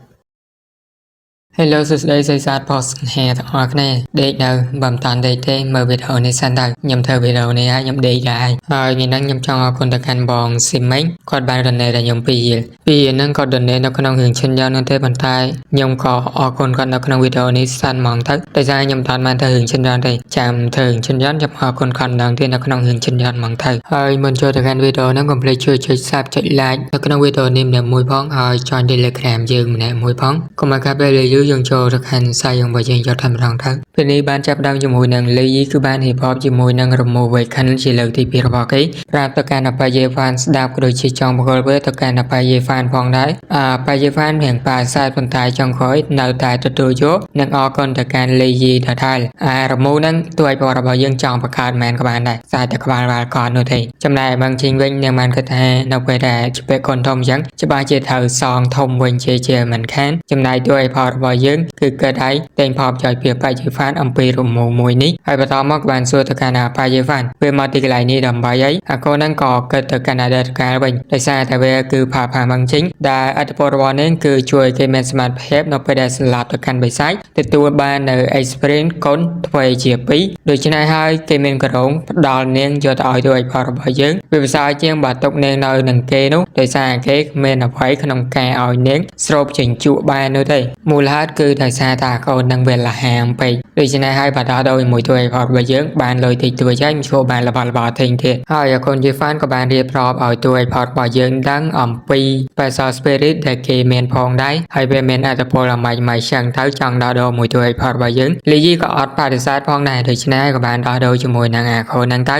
ទួយផលរបស់យើងក៏បានបកលលុយអាកូនហ្នឹង 100000 កាក់មាសក៏ដូចជាបើមានសម្ភារៈណាមួយឬក៏ item ណាមួយដែលស័ក្តិសមជាមួយនឹងអាអូនជា fan ទួយផលរបស់យើងច្បាស់ជាផ្ញើនិងបញ្ជូនទៅអរគុណនឹងជ័យជាមខានវាពិតជាអរគុណទៅកាន់លេខយីខ្លាំងមែនទែនហើយក៏បានលែកចាក់ចេញពីទីកន្លែងហ្នឹងទៅបងជីងខកចិត្តជាមួយនឹងអរគុណយី fan ខ្លាំងមែនចំណែកអរគុណយី fan វិញវាអត់ខ្វល់នោះទេសំខាន់បានលុយហើយនិងបានសម្ភារៈមួយចំនួនពីទួយផលរបស់យើងអាចប្រើប្រាស់នៅក្នុង Dungeon ដែរផងគេច្បាស់ជា clear បានលឿនជាងមុនជ័យជាមខានអរគុណហ្នឹងលែងខ្វល់លែងអីហើយសំខាន់ដើរទិញ item បន្តដើម្បីឲ្យគេចូលទៅ farm នៅក្នុង Dungeon សិនតែមកពេលទាំងអស់ហ្នឹងក៏ត្រូវបានមើលឃើញដោយទួយផលរបស់យើងលេយីជាមួយនឹងម៉ាំងជីងផងដែរទួយផលរបស់យើងគឺថាកូនហ្នឹងពិតជាអាត្មានិយមនិងលោភលន់ខ្លាំងមែនទែនឲ្យនាងមើលទៅចំណែកឯម៉ាំងជីងវិញគឺអត់មានពេលនិយាយនោះទេចំណែកទួយផលរបស់យើងក៏អូក្លាជាមួយនឹងកូនស្រីគេអូក្លាចុះអូក្លាឡើងហ្នឹងទៅប៉ះជាមួយកូនស្រីគេណាហើយឱកាសរៀងខ្លួនឯងដែរហេតុអ្វីបានជាគេអាចប៉ះទៅកាន់វិញ្ញាណបានអញ្ចឹងsystem ក៏បានមកផាបទៅកាន់ទួយផលរបស់យើងក៏ដោយសារតែ profession របស់គេហ្នឹងគឺជាស្ដាញរក់ដូច្នេះហើយវាអាចធ្វើទួយផលរបស់យើងអាចប៉ះទៅកាន់ព្រលឹងឬក៏វិញ្ញាណបានហ្នឹងឯងហើយតែពពួកអាមនុស្សទួយផលរបស់យើងប៉ះបានអស់គេអាំងខ្លាំងមែនទេប៉ុន្តែនៅពេលដែលម៉ាំងឈីងចូលទៅខាងខ្សែខាត់របស់គេហើយអាកូនហ្នឹងបាយជាគិតថានៅពេលប៉ះអញ្ចឹងអារម្មណ៍ល្អដែរទៅវិញម៉ាំងឈីង deal វិញឈួតខ្លាំងមែនដែរសេក៏បានមកបាយមកខាងអបាយហ្វានវិញបន្តពីវាទិញ item អស់ជាច្រើនមកដល់ពេលនេះវាគឺដល់ពេលដែលកូនហ្នឹងថោវាខិនជាលើកទី2របស់វាហើយវាក៏បានបើករមូលវាខិនដែល skill ដែលវាទទួលបានហ្នឹងគឺជា skill Swordsman ដែរប៉ុន្តែ Swordsman របស់គេបដូរពីកម្រិតកម្រឈានដល់ដែលព្រះបាត់ទៅហើយចេះតែធ្វើឲ្យគេពេញចិត្តខ្លាំងមែនទែនបន្តមកកូនយេហ្វានវាក៏បានចូលទៅកាន់ Dungeon ហើយក៏ចាត់ទៅកាន់បិសាចកូនហ្នឹងអាចសម្លាប់ទៅកាន់បិសាចបានយ៉ាងងាយស្រួលហើយយើងក៏បានឃើញថា experience ក៏បានហូរចូលទៅកាន់ទួយផលរបស់យើងផងដែរចេះតែធ្វើឲ្យម៉ាំងឈីងឆ្ងល់ខ្លាំងមែនទែនហើយអ្វីបានជាទួយផលរបស់យើងខនតែដេកសោះក៏ទទួលបាននៅ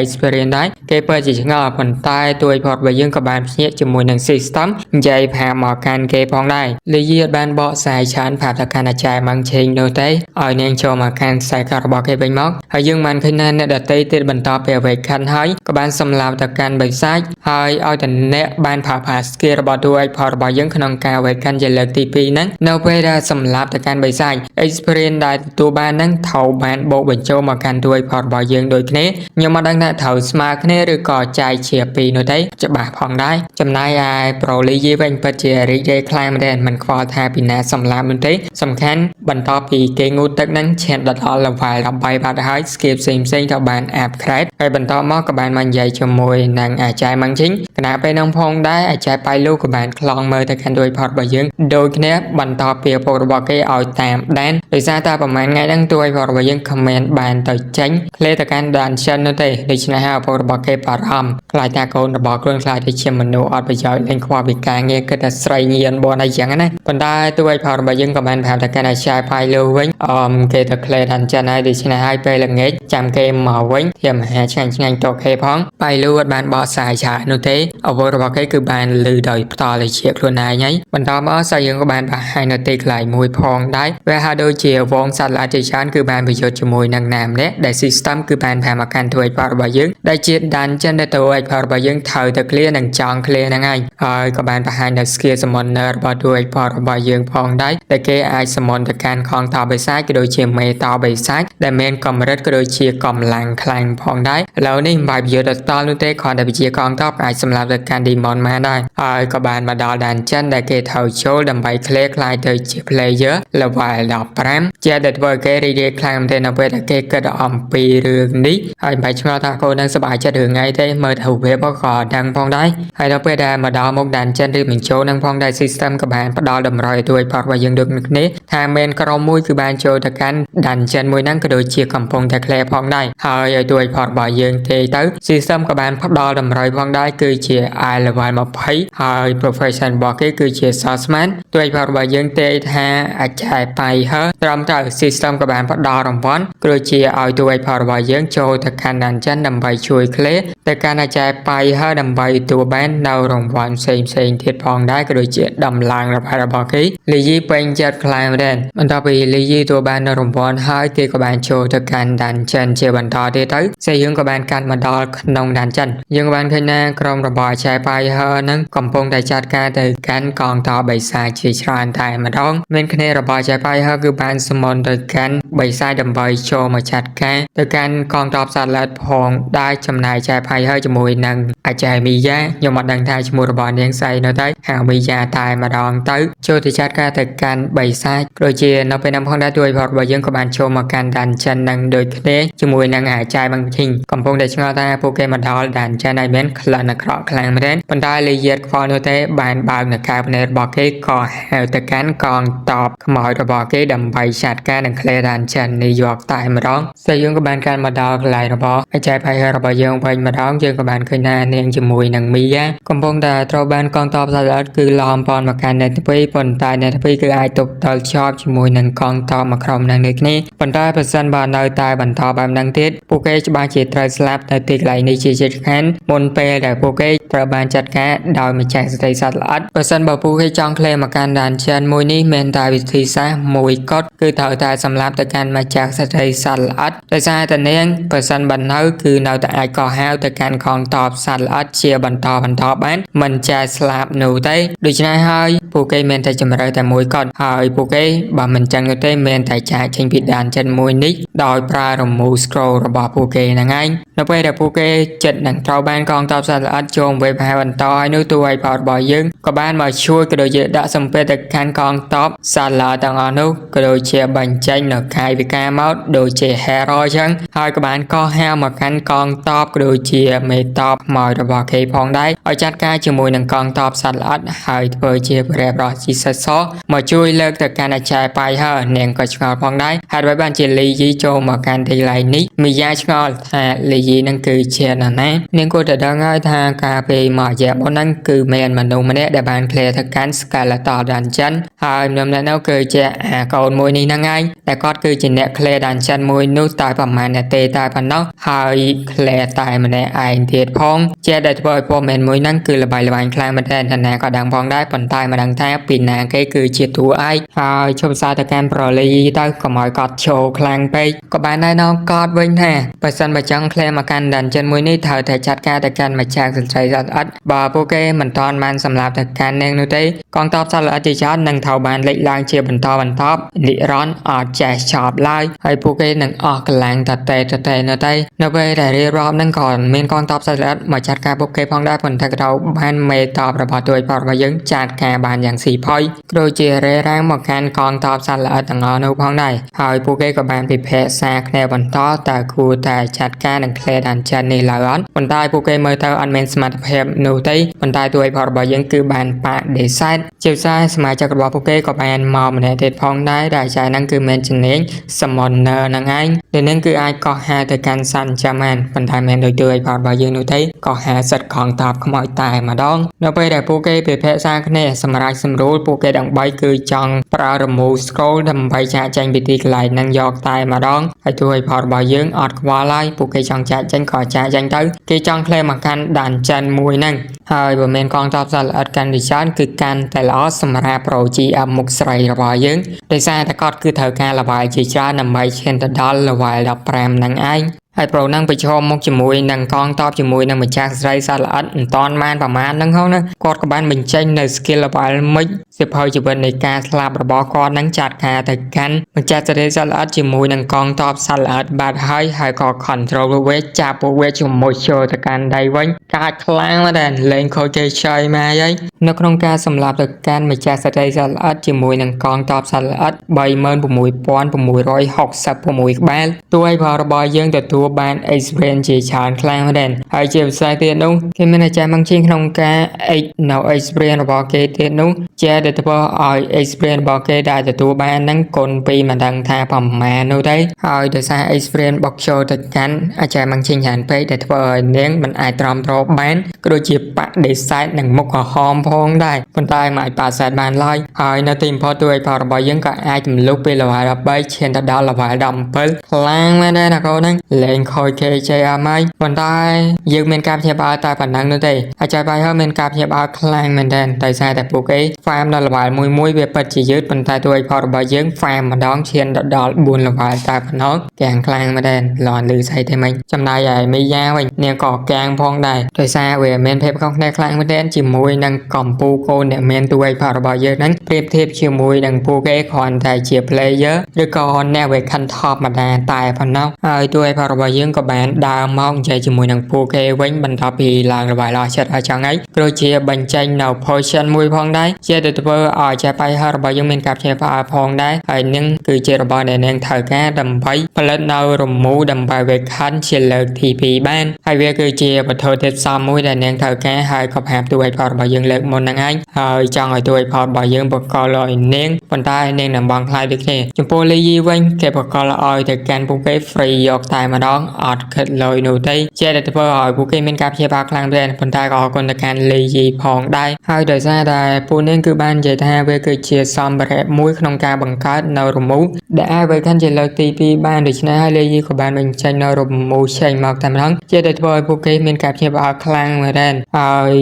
មុនវងហ្នឹងគេថាប្រលីយីតែម្នាក់ប៉ុណ្ណោះដែលអាចបង្កើតនៅរមូរដល់ហ្នឹងបានប៉ុន្តែក៏ពួកគេដឹងនៅវិធីសាស្ត្រក្នុងការបង្កើតទៅកាន់រមូរហ្នឹងផងដែរគ្រាន់តែពិបាកដូចជាសម្ភារៈក្នុងការបង្កើតហ្នឹងគឺថ្លៃខ្លាំងមែនហើយក៏ម្រទៀតផងដែលសមត្ថភាពរបស់រមូរអ្វីខាន់ជាលើកទី2ហ្នឹងគឺសមត្ថភាពរបស់វាគឺអស្ចារ្យខ្លាំងមែនដែរដោយសារតែវាគឺអាចអាប់ដេតទៅកាន់កម្រិតនៃ profession របស់ពួកគេឈានដល់កម្រិតមួយទៀតឬក៏ទទួលបាននៅ profession ថ្មីណាមួយទៅតាមអ្វីដែលពួកគេសមស្របនឹងត្រូវទទួលបានប៉ុន្តែចំពោះពួកគេទាំង4វិញគឺគ្មានសង្ឃឹមបានវានោះទេហើយប្រលីរបស់យើងគ្មានខ្វល់នោះទេបានចែកម្នាក់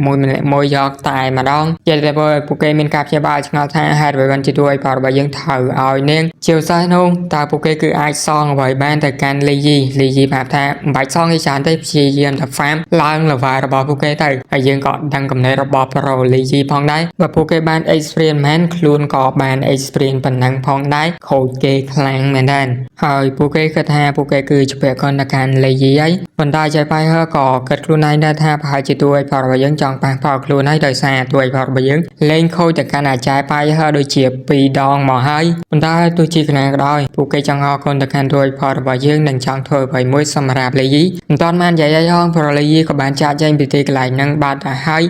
យមិនតែធ្វើពួកគេនិយាយគ្នាឯងតែប៉ុណ្ណោះថានឹងរកទីសាស្ត្រមួយដើម្បីសងគុណទៅកាន់ទួយផលរបស់យើងហើយដោយសារតែខ្ញុំចង់ឲ្យទូរស័ព្ទរបស់ខ្ញុំគឺកាំងនោះទេដូច្នេះហើយក៏ចោលវីដេអូតែធំហ្នឹងសិនទៅគ្នាយើងក៏ឆ្ងល់ផងដែរខ្ញុំមាន laptop ហើយហេតុអីបានជាមិនកាន់នៅក្នុង laptop ទៅខ្ញុំខ្ជិលកាត់ដោយសារការនៅក្នុង laptop ហ្នឹងគឺវាយូរពេកខ្ញុំចូលចិត្តកាត់នៅលើទូរស័ព្ទជាងចឹងហើយក៏កាត់លើទូរស័ព្ទរហូតហ្មងទៅ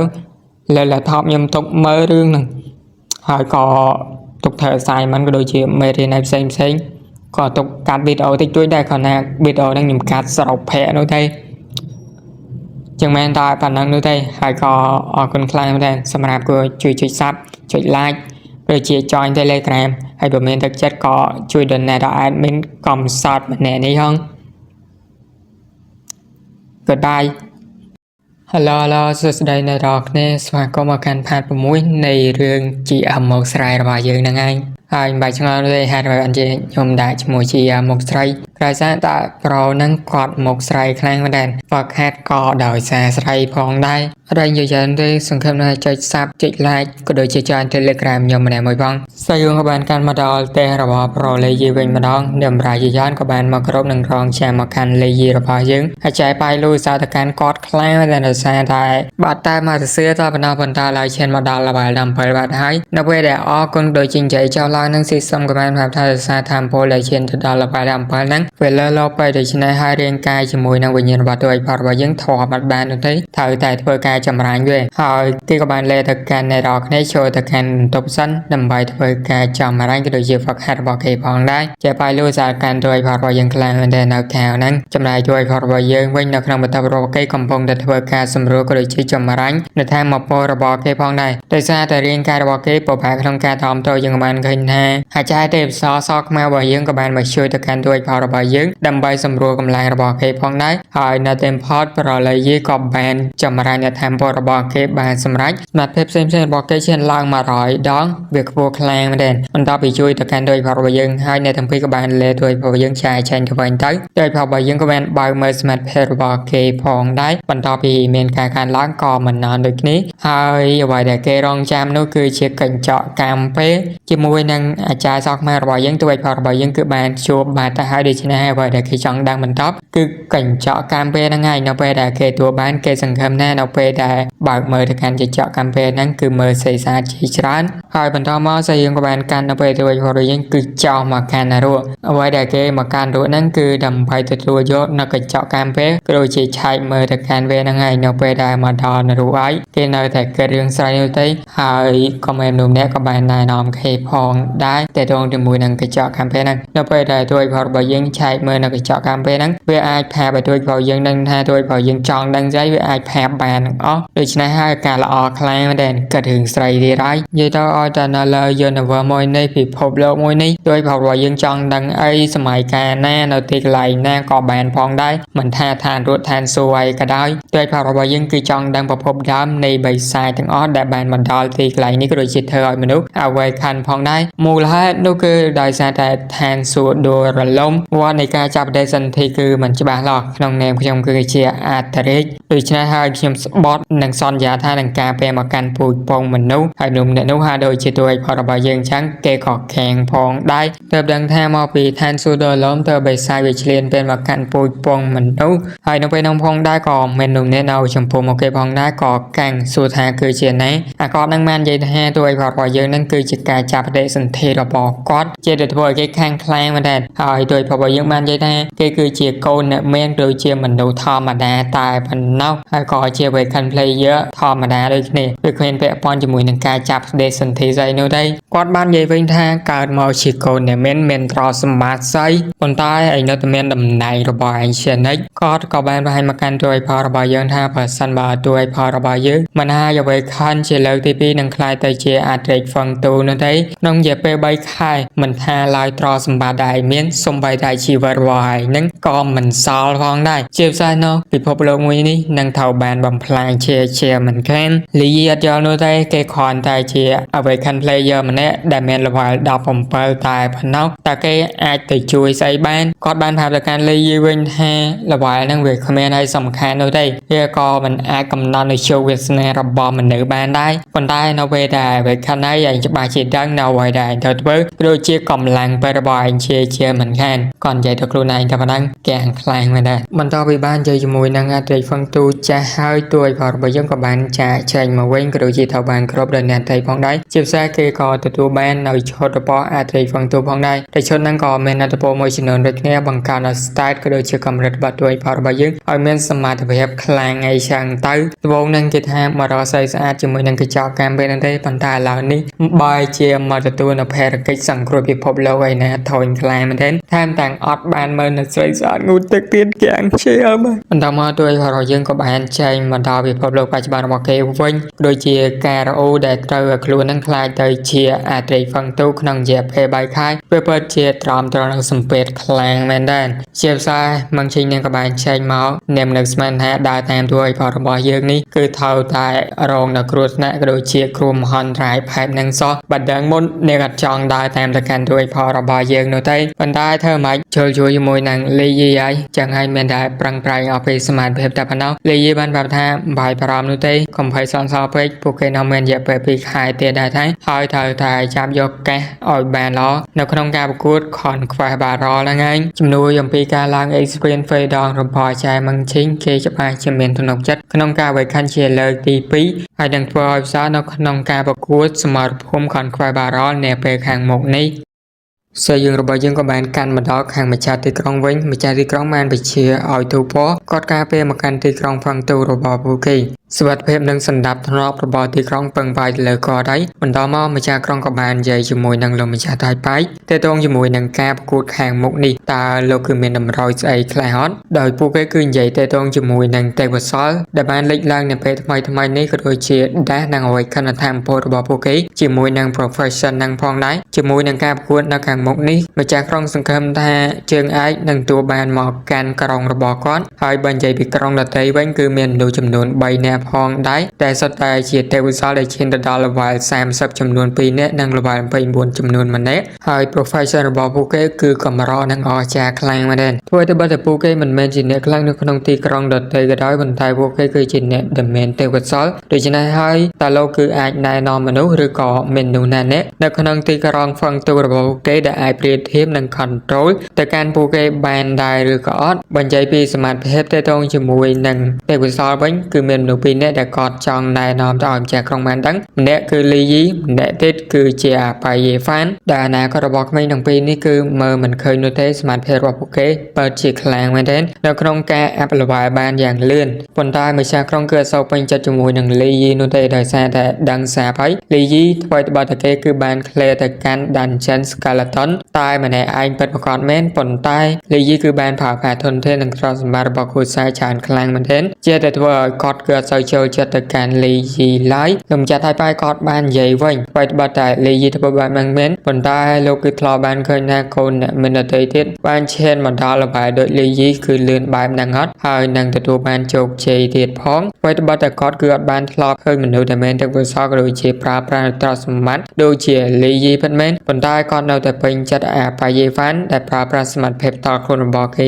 ជាងដូច្នេះហើយគាត់មានតែដាក់ក្តីសង្ឃឹមទៅកាន់អ្នកទាំងពីរតែប៉ុណ្ណោះហើយស្រីរបស់យើងក៏បានកាត់មកកាន់ខាងទួយផតរបស់យើងវិញម្ដងដែលគេបាន clear ទៅកាន់ Dungeon 1ហើយនៅទីបំផុតទួយផតរបស់យើងក៏បានឈានមកដល់ level 20ផងដែរជាមួយនឹងការឈានមកដល់ level 20របស់គេទួយផតរបស់យើងគឺអាច control និងសមន្តទៅកាន់កងទ័ពជាច្រើនដើម្បីជាជំនួយនិងរៀបក្បួនក្នុងការចាត់ការនិង clear Dungeon ដទៃទៀតក៏ដូចជាសមរភូមិនៅពេលខាងមុខដូចគ្នាផងដែរដូច្នេះហើយគេត្រៀ ត្រៀមរួចរាល់នៅក្នុងការប្រយុទ្ធប្រកួតប្រជែងជាមួយនឹងទេពកោសល្យដទៃទៀតប៉ុន្តែឥឡូវនេះសំតែសិនហើយស្អីរបស់យើងក៏បានកាន់មកដល់នៅពេលទូឲ្យផលរបស់យើងគឺបានមកដល់វិមានស្គមស្កាយរបស់គេវិញមកដល់ហ្នឹងគឺបាទបាយលូសួរថានាងទៅណានាងនឹងរៀបចំដំណើរដ៏ធំមួយសម្រាប់ទូឲ្យផលរបស់យើងទៅថាសប្រាយកតែម្ដងហើយលីយីក៏អត់និយាយច្រើនដែរគេចង់ទៅងូតទឹកហើយក៏ឆ្ងល់ថាចែបាយលូរៀបចំស្អីគេទៅនៅពេលទូឲ្យផលរបស់យើងទៅដល់នោះគឺបានឃើញនារីម្នាក់កាំងខ្លាំងម្នាក់ដោយសារតែនាងកំពុងតែងូតទឹកនាងឆ្ងល់ថាទូឲ្យផលរបស់យើងគឺជាណា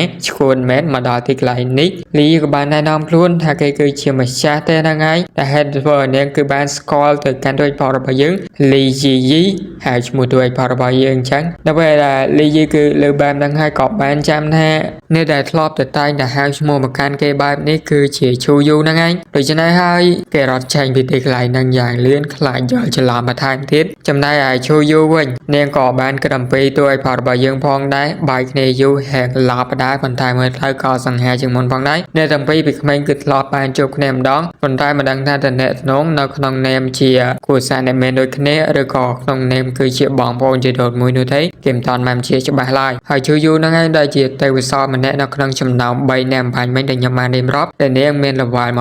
29ដោយគ្នានេះផងដែរយើងក៏បានកាន់មកដល់នៅពេលទូឲ្យផលរបស់យើងមកដល់តុអាហារនឹងរងចាំទៅកាន់ឈូយូដែលទូឲ្យផលរបស់យើងក៏កាំងខ្លាំងមែនទែននៅពេលដែលចេះបាយលូរបស់យើងគឺរៀបចំម៉ាប់នេះបន្ទាប់ពីឈូយូដែលមកដល់ហើយទូឲ្យផលរបស់យើងក៏បានសូយកតែម្ដងជាមួយនឹងបាយលូហ្នឹងឯងតើនាងមកទីកន្លែងនេះដើម្បីអីនាងច្បាស់ជាគ្មានរឿងអីដើម្បីមកទីកន្លែងនេះទេបើសិនមកគ្មានការនោះតែនាងមកទីកន្លែងនេះគឺតាមវិជាក៏ដូចជាតាមការផ្ដាំរបស់ពុករបស់លីយីដែលយកមកយន្តការពេលមួយទៅឲ្យទូឲ្យផលរបស់យើងនៅក្នុងការចូលទៅកាន់សមរភូមិប្រកួតប្រជែងនៅពេលខាងមុខហ្នឹងឯងសង្ឃឹមថាទូឲ្យផលរបស់យើងនឹងអត់អីគ្មានរបួសអីជាដើមហើយនាងក៏ចូលរួមជាមួយនឹងសមរភូមិនឹងផងដែរនៅពេលដែលពួកគេបាននិយាយគ្នាចប់ស្អីរឿងរបស់យើងក៏បានកាន់មកដល់សមរភូមិយកតែម្ដងមុននឹងចូលទៅកាន់សមរភូមិហ្នឹងទូឲ្យផលរបស់យើងជាមួយនឹងឈូយូនាងក៏បាននិយាយគ្នាលេងមកចិត្តឲ្យចង់ផងដែរសង្ឃឹមថាអ្នកទាំងពីរនឹងមានសមត្ថភាពរៀងៗខ្លួនហើយបញ្ចេញអត់ដែរយកតែម្ដងទៅហើយអ្នកទាំងពីរក៏បាន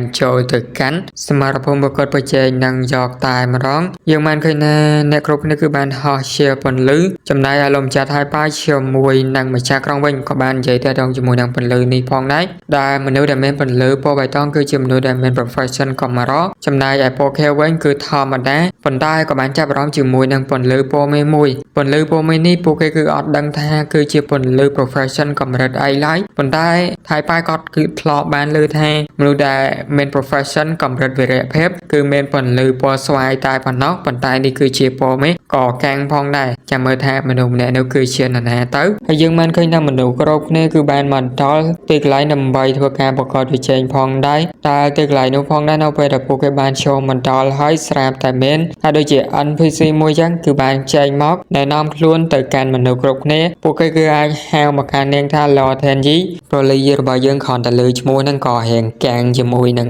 NPC ហ្នឹងផងដែរ Lord Tenji នាងក៏បានណែនាំប្រាប់ទៅកាន់អ្នកគ្រប់គ្នាថាដោយសារតែមានមនុស្សចំនួនច្រើនពេកដូច្នេះហើយពួកគេនឹងបែងចែកទៅជា5តំបន់ដើម្បីធ្វើតាស្កផ្សេងគ្នាហើយបន្តមកលក្ខខណ្ឌក៏ត្រូវបានបង្ហាញមកផងដែរដោយលក្ខខណ្ឌគឺមានចំនួន3ទី1ពួកគេនឹងត្រូវបាន random ដើម្បីក្លាយទៅជាក្រុមមួយនៅក្នុងការ clear ទៅកាន់ dungeon ទី2រង្វាន់ដែលពួកគេទទួលបានបន្ទាប់ពីការ clear dungeon នឹងត្រូវបានដំឡើងឬក៏នៅថេរដដែលទៅតាមចំណាត់ថ្នាក់ដែលពួកគេបានសម្លាប់ទៅកាន់ monster នៅក្នុង dungeon របស់ពួកគេចំណែកឯទី3វិញអ្នកដែលមានចំណាត់ថ្នាក់លេខ1នឹងទទួលបាន Origin of Heavens ហើយបកផាខ្មែរហាងបបាយល់តិចវាហៅថាធម្មជាតិនៃឋានសួគ៌នៅក្នុងការក្លែទៅកាន់ dungeon សមរភូមិមួយនេះវាពិតជាគ្រោះថ្នាក់ខ្លាំងមែនទែនឆ្ងល់ថាតើណែនឹងទទួលបាននៅជើងឯងនៅក្នុងការប្រកួតមួយនេះនារីម្នាក់ក៏បាននិយាយថាពិតជាខ្លួននាងជាមិនខានហើយកញ្ញាម្នាក់ហ្នឹងគឺខ្ញុំអត់សមតន់ហៅឈ្មោះទេហើយចំពោះ profession របស់នាងគឺ Sword Immortal បបខ្មែរថាដាវអមតៈឬក៏អមតៈដាវចឹងទៅហើយនៅពេលដែលពួកគេគឺបានរៀបរាប់ហើយ ហើយពួកគេបានចូលទៅកាន់ដានចិនរៀងៗខ្លួនតែម្ដងទោះឲ្យរបស់យើងពិតជាចាប់អារម្មណ៍ជាមួយនឹងរបបទាំងអស់នេះខ្លាំងមែនទែនវាគួរសមក្នុងការក្លែទៅកាន់ដានចិនទាំងអស់នេះដូច្នេះហើយគេបានចូលរួមជាមួយនឹងការក្លែដានចិនមួយនេះផងដែរនៅពេលដែលទោះឲ្យរបស់យើងបានចូលមកកាន់ដានចិនមួយនេះហើយ system ក៏បានប្រាប់ផងដែរដានចិនមួយនេះគឺជាដានចិនរបស់អកហើយពួកគេត្រូវតែក្លែរយៈពេល2ម៉ោងកន្លះចាត់ការទៅកាន់អកទាំងអស់ហើយចំពោះកម្រិតគឺត្រូវបានកំណត់និងចាត់ការដោយ Undead Lord ហើយ Undead Lord ក៏កំណត់ទៅកាន់លក្ខខណ្ឌចំពោះ Holy Light អ្នកដែលប្រើប្រាស់នៅធម៌ពលវេទមន្តពន្លឺគឺមិនអាចប្រើប្រាស់បានទេនៅក្នុងការក្លែមកកាន់ Dungeon អកមួយនេះដូច្នេះហើយចំពោះអ្នកប្រើវេទមន្តពន្លឺនោះវាច្បាស់ជាវេទនាជាមិនខានប៉ុន្តែចំពោះ Prolly វិញគឺគ្មានបញ្ហាអ្វីនោះទេរង្វាន់នៅក្នុងការក្លែមកកាន់ Dungeon មួយនេះគឺ Skill Awakening Scroll ហើយទួយផលរបស់យើងពិតជាចាប់អារម្មណ៍ខ្លាំងមែនទែនហើយ skill ហ្នឹងគឺទួយផលរបស់យើងគឺអាចបង្កើតបានដូចគ្នាប៉ុន្តែនៅពេលដែលនិយាយហ្នឹងអកមួយបានវាមកកាន់លេយីប៉ុន្តែក៏ត្រូវបានលេយីចាត់ការមិនត្រឹមតែប៉ុណ្ណោះក៏ទទួលបានដល់ experience ផងដែរអកផ្សេងទៀតឃើញបែបហ្នឹងហើយហត់ចេញពីលេយីយ៉ាងលឿនតែម្ដងប៉ុន្តែលេយីអត់ខ្វល់ទេបានកោះហៅនៅកងតបជាមួយនឹងមេតបខ្មោចរបស់គេដើម្បីចាត់ការទៅកាន់អកទាំងនៅយកតែម្ដងជាមួយនឹងនៅតែទៀតយើងបានឃើញថា Holy Night ដោយគ្មានការប្រើប្រាស់នៅធម៌ពលពន្លឺរបស់គេដូច្នេះហើយមិនអាចចាត់ការសំបីតារស័ព្ទទៅកាន់ស្បែករបស់វាបានផងហើយសំបីតែមេឃធម្មតាក៏មិនអាចប្រើប្រាស់ធម៌ពលរបស់ពួកគេនៅទីកន្លែងនេះបានដែរអ្នកដទៃទៀតអាចចាត់ការបានក៏ចាត់ការទៅអ្នកខ្លះចាត់ការបាននោះទេប៉ុន្តែចំពោះជូយូនាងក៏អាចប្រើប្រាស់ធម៌ពលរបស់នាងចាត់ការទៅកាន់អកបានដែរហើយសូមបញ្ជាក់តិចឲ្យបើតាមមើលទៅគឺវាមិនជាអកនោះទេប៉ុន្តែសាច់រឿងរបស់គេបានប្រាប់ថាអកចឹងហើយក៏តាមនឹងសិនទៅឬក៏សំបដូរទៅជាការហៅ monster វិញស្រួលជាងដោយនៅក្នុងការចាត់ការនឹងការក្លែមកកាន់ Dungeon មួយនេះគឺត្រូវបានខ្លំមើលក៏ដូចជាត្រូវបានមើលដោយអ្នកដទៃទៀតដែលជាទស្សនិកជនថៃប៉ាជាមួយនឹងម្ចាស់ក្រុងកំពុងតែនិយាយគ្នាម្ចាស់ក្រុងកំពុងតែឆ្ងល់ថាតើមនុស្សអ្នកណានៅក្នុងទីក្រុងរបស់យើងដែលអាចចិត្តណាននឹងយកឈ្នះទៅកាន់មនុស្សដែលមកពីទីក្រុងដទៃបានតើលោកមិនជាអ្នកនិយាយនោះទេថាលេយីជាមួយនឹងយេវ៉ាន់ប៉ុន្តែនៅពេលនេះនៅពេលណាទៅគាត់បាននិយាយថាវាមិនតដល់ពេលនោះទេចាំមើលសិនទៅនៅពេលហ្នឹងផងដែរស្អីយើងក៏បានកាន់មកដល់ខាងវិមានរបស់លេយីវិញម្ដងឈ្មោះក៏ត្រូវបានលេខឡើងគឺជាលេយីដែលជាប់ចំណាត់ថ្នាក់លេខ1ធ្វើឲ្យផៃលូរីករាយខ្លាំងមែនទែនចំណែកថៃប៉ាយវិញក៏បានប្រាប់ដែរថានោះគឺជាលេយីមែនដែរទេម្ចាស់ក្រុងក៏រៀងឆ្ងល់ដែរតើលេយីដែលជាកូនរបស់លីកាងហ្នឹងមែនប៉ុន្តែបើមែននោះវារៀងញ៉ៃញ៉ៃទៅយាយមើលទៅដោយសារគាត់សូវពេញចិត្តទៅកាន់លេយីទេប៉ុន្តែបើមែនឈ្មោះលេយីផ្សេងទៀតគាត់គួរតែដឹងមនុស្សនេះមកពីគ្រួសារវងក៏បាននិយាយថាមើលកូនផលរបស់គាត់វងស្អីទេផ្លេចឈ្មោះបាត់ហើយស្ទើរមើលម្ដងទៀតហើយសារ laptop ពុំមានបញ្ហាបាននិយាយថាកូនផលរបស់គាត់ក៏ជាប់នៅក្នុងចំណាត់ណានោះផងដែរម្ចាស់ក្រុងកំពុងតែរៀងស្លន់ឲ្យឆែកមើលឈ្មោះ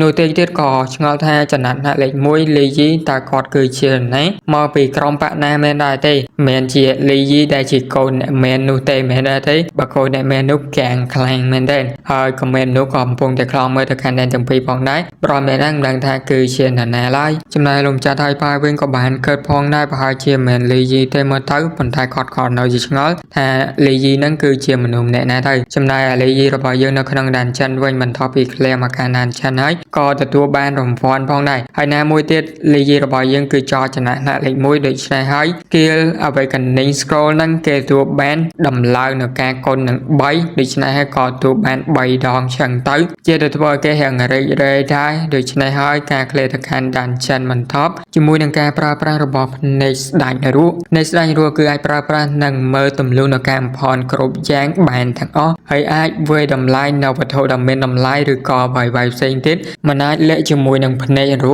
របស់តួឯកផលរបស់យើងបាននោះទេហើយវីដេអូនេះខ្ញុំសូមបញ្ចប់តែធម្មនឹងសិនជាឧស្សាហ៍កុំភ្លេចជួយចុច Sub ចុច Like ក៏ដូចជា Join Telegram យើងម្នាក់មួយផង Good night គ្នាយើង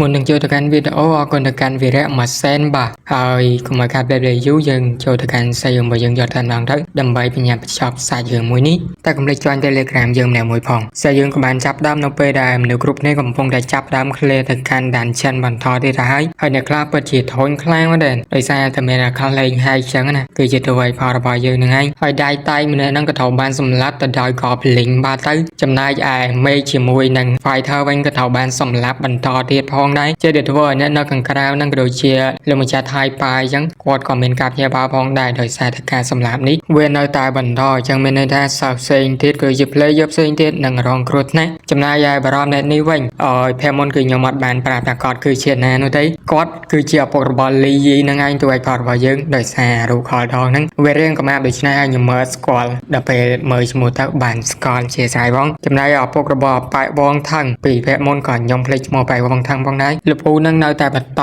អួតកូនរបស់គាត់ឈានទៅដល់ top 100អញ្ចឹងទៅហើយនៅពេលនោះផងដែរ screen ក៏បានបង្ហាញនៅទូឲ្យប៉ែរបស់យើងជាមួយនឹងសម្បនកងតបរបស់គេជាច្រើនដែលធ្វើឲ្យអ្នកទីទៀតមានការភ្ញាក់ផ្អើលទូឲ្យប៉ែរបស់យើងលេងដូចហើយអញ្ចឹងប៉ុន្តែក៏ឆ្ងល់ផងដែរដោយសារតែការក្លែងដានចិនមួយហ្នឹងគេហាមនៅ summoner ចូលនៅក្នុងហ្នឹងហើយ skill មួយហ្នឹងគឺអត់អាចប្រើប្រាស់បាននោះទេប៉ុន្តែទូឲ្យប៉ែរបស់យើងបើជាអាចប្រើប្រាស់បានទៅវិញឪពុករបស់ទូឲ្យប៉ែរបស់យើងក៏បានប្រាប់ទៅកាន់នរណាម្នាក់ផងដែរថាមិនបាច់ការពេលទៅកាន់ទូឲ្យប៉ែរបស់យើងទៀតនោះទេឲ្យត្រឡប់មកវិញទៅទូឲ្យប៉ែរបស់យើងអត់មានបញ្ហាឡើយលីយីនៅក្នុងដានចិនរីករាយខ្លាំងមែនទែនដោយសារថាកូនហ្នឹងគ្មានចាំបាច់ទៅ farm នោះទេដោយសារតែមានសមាជិកដែលពេលខាន់ជាលើកទី2ផា scroll របស់គេហ្នឹងដូច្នេះហើយបាច់ farm ក៏ឡើង experience ផងដែរបន្តមកក៏បានយកកៅអីយកអង្គុយដេកចាំឡើង level យកតែម្ដងហើយគេក៏រងចាំនៅកំណប់ផុសឡើងនៃចនមួយហ្នឹងផងដែរនៅពេលដែល clear ដានចិនហ្នឹងចប់យើងក៏បានកលែងមកមើលខាងប៉ាយេ fan វិញវាពិតជារីករាយខ្លាំងមែនក្នុងការចាត់ការទៅកាន់ដានចិនមួយនេះក៏ដូចជាសម្រាប់ទៅកាន់បេសាយឡើង level របស់វាជាពិសេស